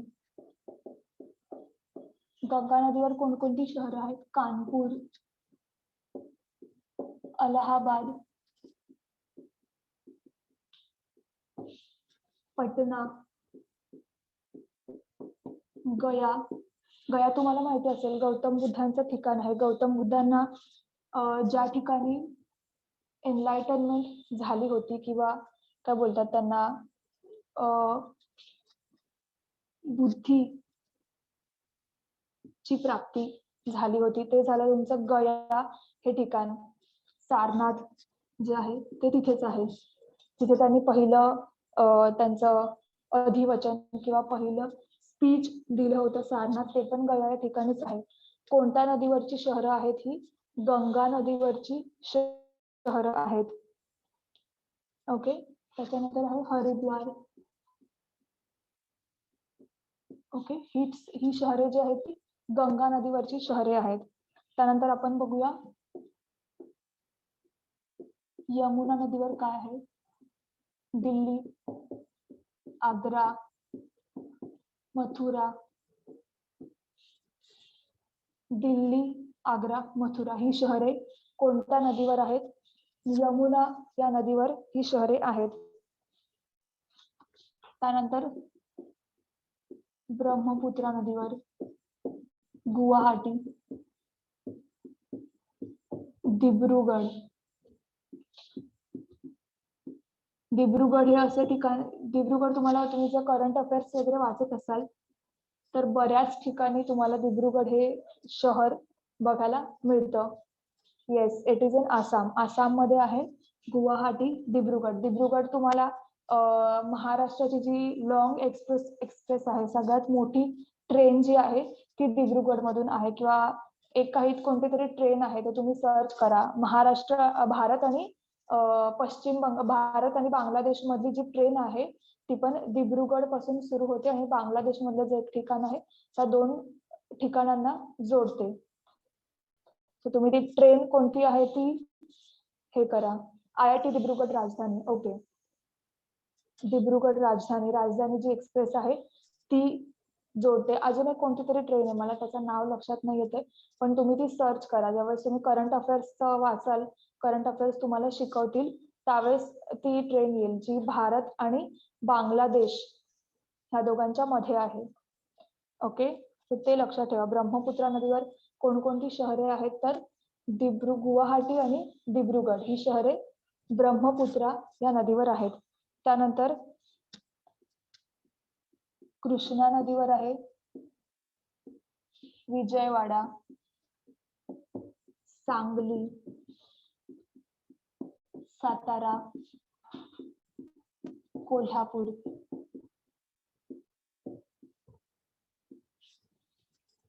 महाराष्ट्रातलं सांगली, सातारा, कोल्हापूर. विजयवाडा कुठे आहे? आंध्र प्रदेश, तेलंगणामध्ये आहे. ते आहे तुमचं कृष्णा या नदीवर.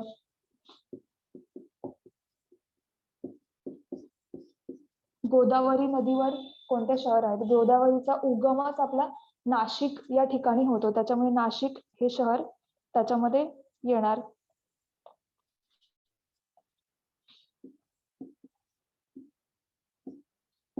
नाशिक, पैठण, नांदेड आणि इत्यादी आंध्र प्रदेश मधली काही शहरे जे आहेत ती आहेत गोदावरी या नदीवर. ओके. त्यानंतर साबरमती, अहमदाबाद. तापी नदीवर आहे सुरत.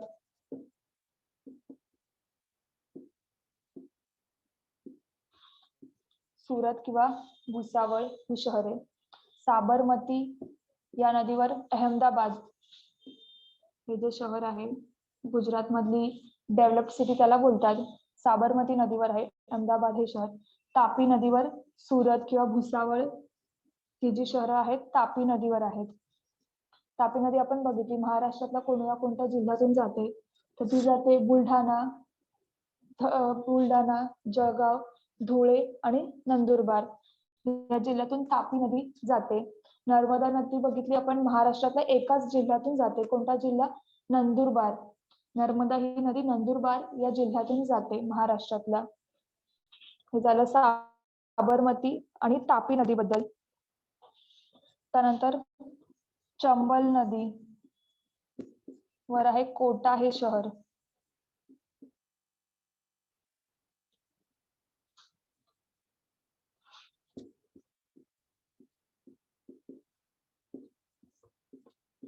जमशेदपूर.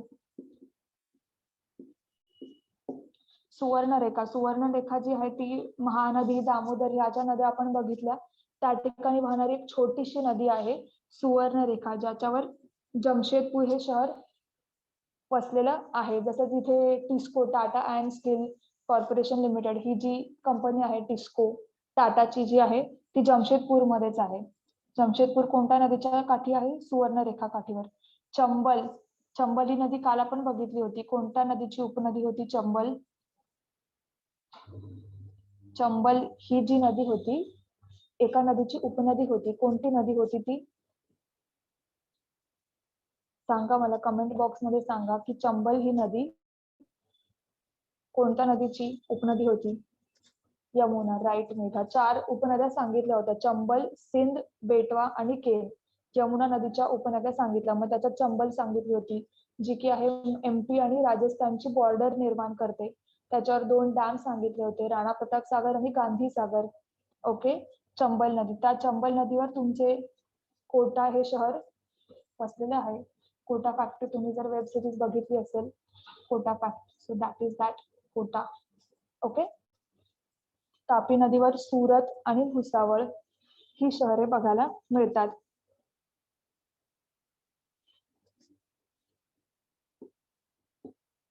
महानदीवर आहे संबलपूर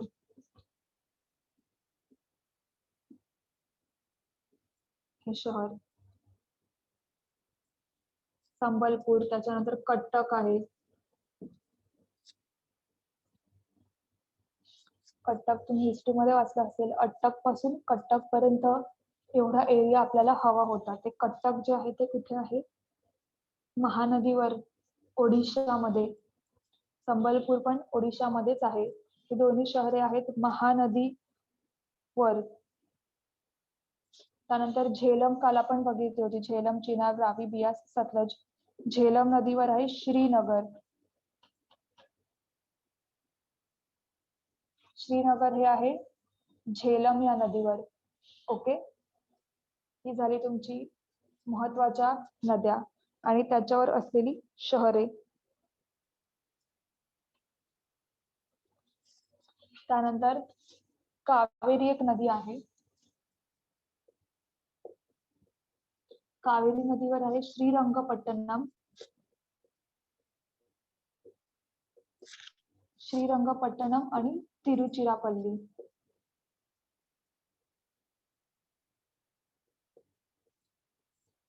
कावेरी नदीवर आहे श्रीरंगपट्टणम आणि तिरुचिरापल्ली ही शहरं.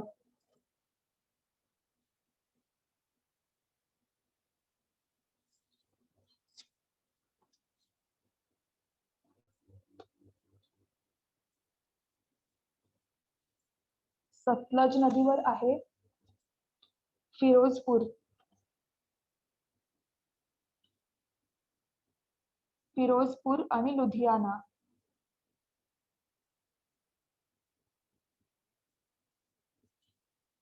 फिरोजपूर आणि लुधियाना ही शहरे आहेत सतलज नदीवर. ह्या झाल्या तुमच्या महत्वाच्या नद्या आणि त्यांच्यावर असलेली शहरे. कोणतंही ऑप्शन मध्ये आलं तर ते करायचं, लक्षात ठेवायचं. ह्याच्या व्यतिरिक्त असेल तर ते निग्लेक्ट करत जायचे. तुम्हाला एक लक्षात असलं पाहिजे, तुम्हाला जर माहिती आहे की सांगली जे आहे ते कृष्णा नदीवर आहे, तर दुसरे ऑप्शन तुम्ही त्याप्रमाणे निग्लेक्ट करू शकतात. किंवा तुम्हाला आता हे कळलंय की कोणती नदी कोणकोणत्या राज्यांमधून वाहते, कोणती नदी कोणकोणत्या राज्यांमधून वाहते. मग इतर दुसऱ्या कुठल्या राज्यांमधील शहरं दिली तर ती आपण निग्लेक्ट करायची. फॉर एक्झाम्पल गोदावरीवर जर त्यांनी सांगितलं, आपल्याला माहिती आहे गोदावरी कुठे कुठे वाहते. गोदावरी वाहते महाराष्ट्र, आंध्र प्रदेश या ठिकाणांमधून गोदावरी वाहते.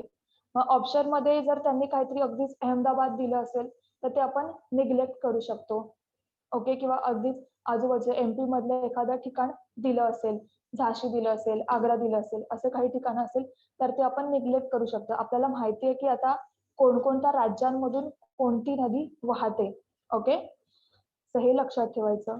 गंगा नदी आहे हरिद्वार, ऋषिकेश, कानपूर, अलाहाबाद, पटना, गया. अलाहाबाद म्हणजे तुमचं प्रयागराज.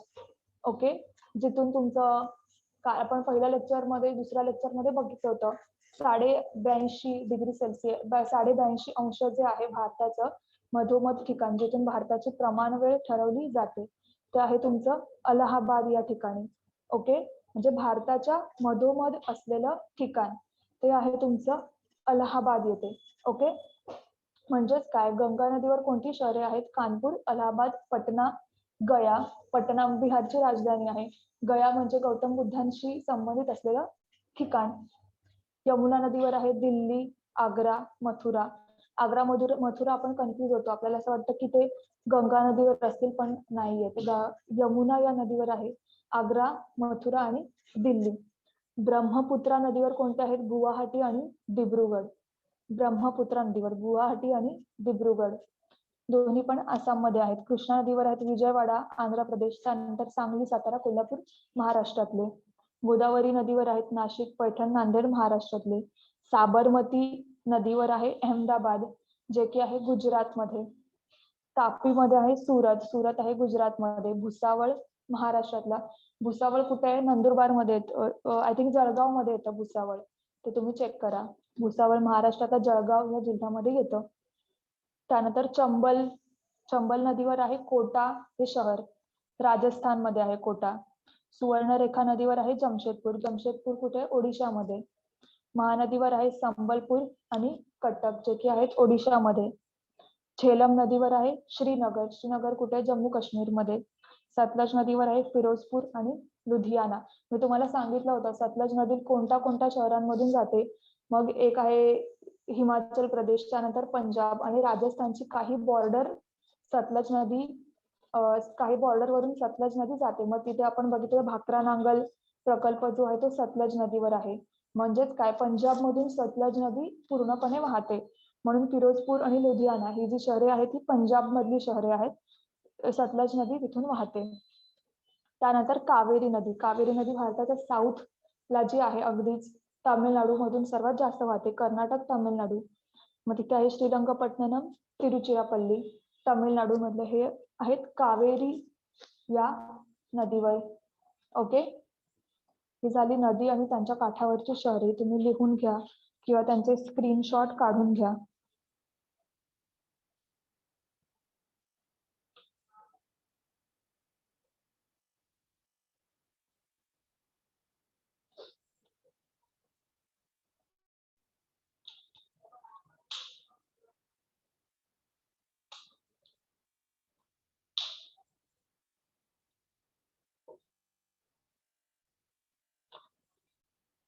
त्यानंतर अजून एक त्याच्यामध्ये ऍड करा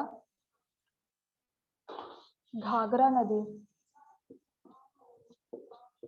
घागरा नदी आपण काल बघितली होती. मला सांगा घागरा नदी कोणत्या नदीची उपनदी आहे?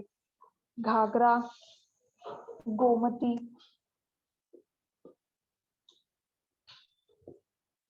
घागरा, गोमती. तुम्हाला ऑल ऑफ अ सडन प्रश्न विचारला जाऊ शकतो. घागरा आणि गोमती या नद्या कोणत्या नद्यांच्या उपनद्या आहेत? मला सांगा चॅट बॉक्स मध्ये की ह्या नद्या घागरा आणि गोमती कोणत्या नदीच्या उपनद्या आहेत?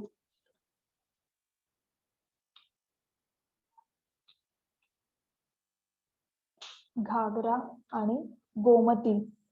Yes, right Vishwanath. घागरा आणि गोमती, येस नेहा, राईट. या गंगा नदीच्या उपनद्या आहेत. मग घागरा नदीवर तुम्हाला अयोध्या हे शहर बघायला मिळतं. ह्याच्यावर क्वेश्चन विचारलाय दोघांवर म्हणून तुम्हाला आता लक्षात आलं. मी तुम्हाला लिहून देते. घागरा नदीवर अयोध्या हे शहर वसलेलं आहे. घागरा नदीवर. गोमती नदीवर लखनौ. गोमती नदीवर लखनौ हे शहर वसलेलं आहे. हे दोन तुमच्या लिस्टमध्ये ऍड करा. घागरा नदी, गोमती. काल आपण बघितलं गंगा नदीच्या उपनद्या गोमती, घागरा, गंडक आणि कोसी.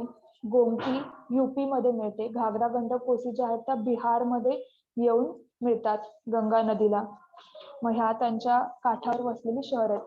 म्हणजेच काय, दुसरं लॉजिक काय की गोमती युपी मध्ये येऊन मिळते. म्हणजेच काय, लखनौ कुठे आहे? युपी मध्ये आहे. घागरा, गंडक, कोसी आहेत त्या बिहार मध्ये येऊन मिळतात.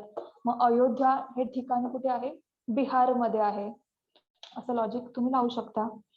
घागरा नदीवर अयोध्या, गोमती नदीवर लखनौ. हे लिहून घ्या.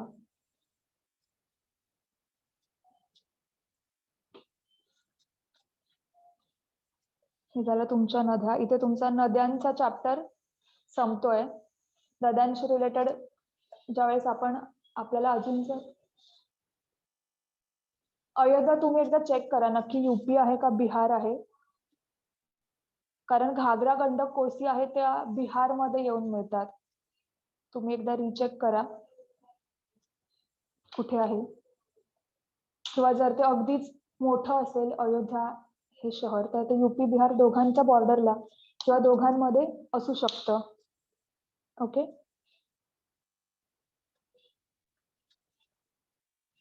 असं एक्झॅक्टली आता घागरा नदी जर अशी वरून येते त्याला काही उपनद्या पण येऊन मिळू शकतात. काही उपनद्या घागरा नदीच्या, काही उपनद्या युपीतल्या असतील, काही उपनद्या बिहार मधल्या असू शकतात.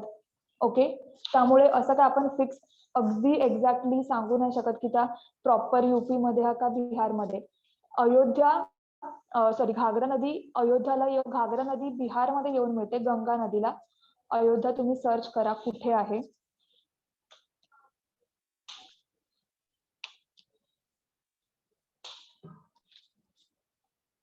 युपी किंवा बिहार, युपी मध्ये. ओके, असू शकतं युपी मध्ये.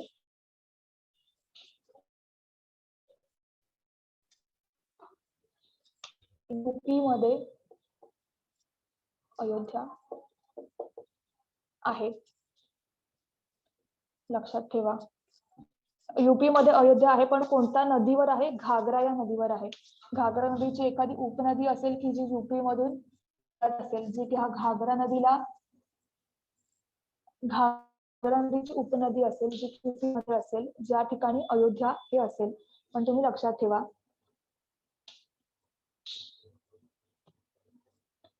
अयोध्या हे शहर घागरा नदीच्या काठावर असलेले शहर आहे. एखादी नदी असेल ना, त्याचा स्पॅन खूप मोठा असतो. ती नदी असते ना, ती खूप त्याचं क्षेत्रफळ बोलतात ना, लांबी वेगळी असते, क्षेत्रफळ वेगळं आहे. त्याची लांबीमुळे ती बिहारमध्ये येऊन मिळते. बिहारमध्ये येऊन मिळते. घागरा नदी जी आहे ना, ती गंगा नदीला बिहारमध्ये येऊन मिळते. पण त्याचा जो एरिया आहे ना, तो मोठा असू शकतो. त्याच्यामुळे त्याच्या डाव्या तीरावर अयोध्या आहे, युपी मध्ये. No problem. ओके, ह्या झाल्या तुमच्या नद्या. नद्यांवर आपल्या सगळ्या महत्वाच्या नद्या आपण कव्हर केलेल्या आहेत. त्यांचं उगम स्थान कुठे आहे, त्या कोणत्या कोणत्या राज्यांमधून आहेत, कोणत्या कोणत्या देशांमधून आहेत, कशा भारतामध्ये येतात, कुठून भारतामध्ये येतात, त्यांना दुसऱ्या देशांमध्ये, बांगलादेशमध्ये काय नाव आहेत, चायनामध्ये काय नाव आहेत, पाकिस्तानमध्ये काय नाव आहेत, ही नावं आपण बघितलेली आहेत. ओके, हे लक्षात ठेवा. त्यांच्या उपनद्या, त्यांच्यावर असलेले डॅम्स, धबधबे, त्यांचे किलोमीटर लांबी, महाराष्ट्रातील लांबी किती, भारतातील लांबी किती, ती आपण बघितली. त्याच्यामुळे नद्यांवर कोणताही प्रश्न आला तरी ते मार्क नाही जायला पाहिजे. ओके, ह्या झाल्या तुमच्या नद्या. आपण एक 10 मिनिटाचा ब्रेक घेऊया. आता 10 मिनिटाचा ब्रेक घेऊया. 4:10 आपण पुन्हा सुरू करूया. आणि तेव्हा आपण भारताचा प्राकृतिक भूगोल म्हणजे भारतातले पर्वतरांगा किंवा भारताचा काय काय ते मी तुम्हाला सांगेन. हिमालय, उत्तर भारतीय मैदानी प्रदेश, हिमालयाचा प्रदेश, पूर्व घाट, पश्चिम घाट, हा जो भारताचा प्राकृतिक भारत जो आहे तो आपण बघूया. ओके, कोणाला काही प्रश्न आहे का, विचारू शकता.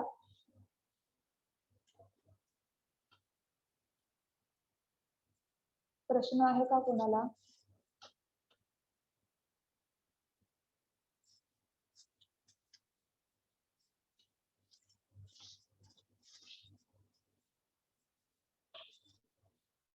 Tea break. ओके, विश्वनाथनी सांगितलंय टी ब्रेक. आपण 10 मिनिटाचा ब्रेक घेऊया आणि पुन्हा जॉईन होऊया 10 मिनिटानंतर. ओके, 4:10 आपण पुन्हा येऊया.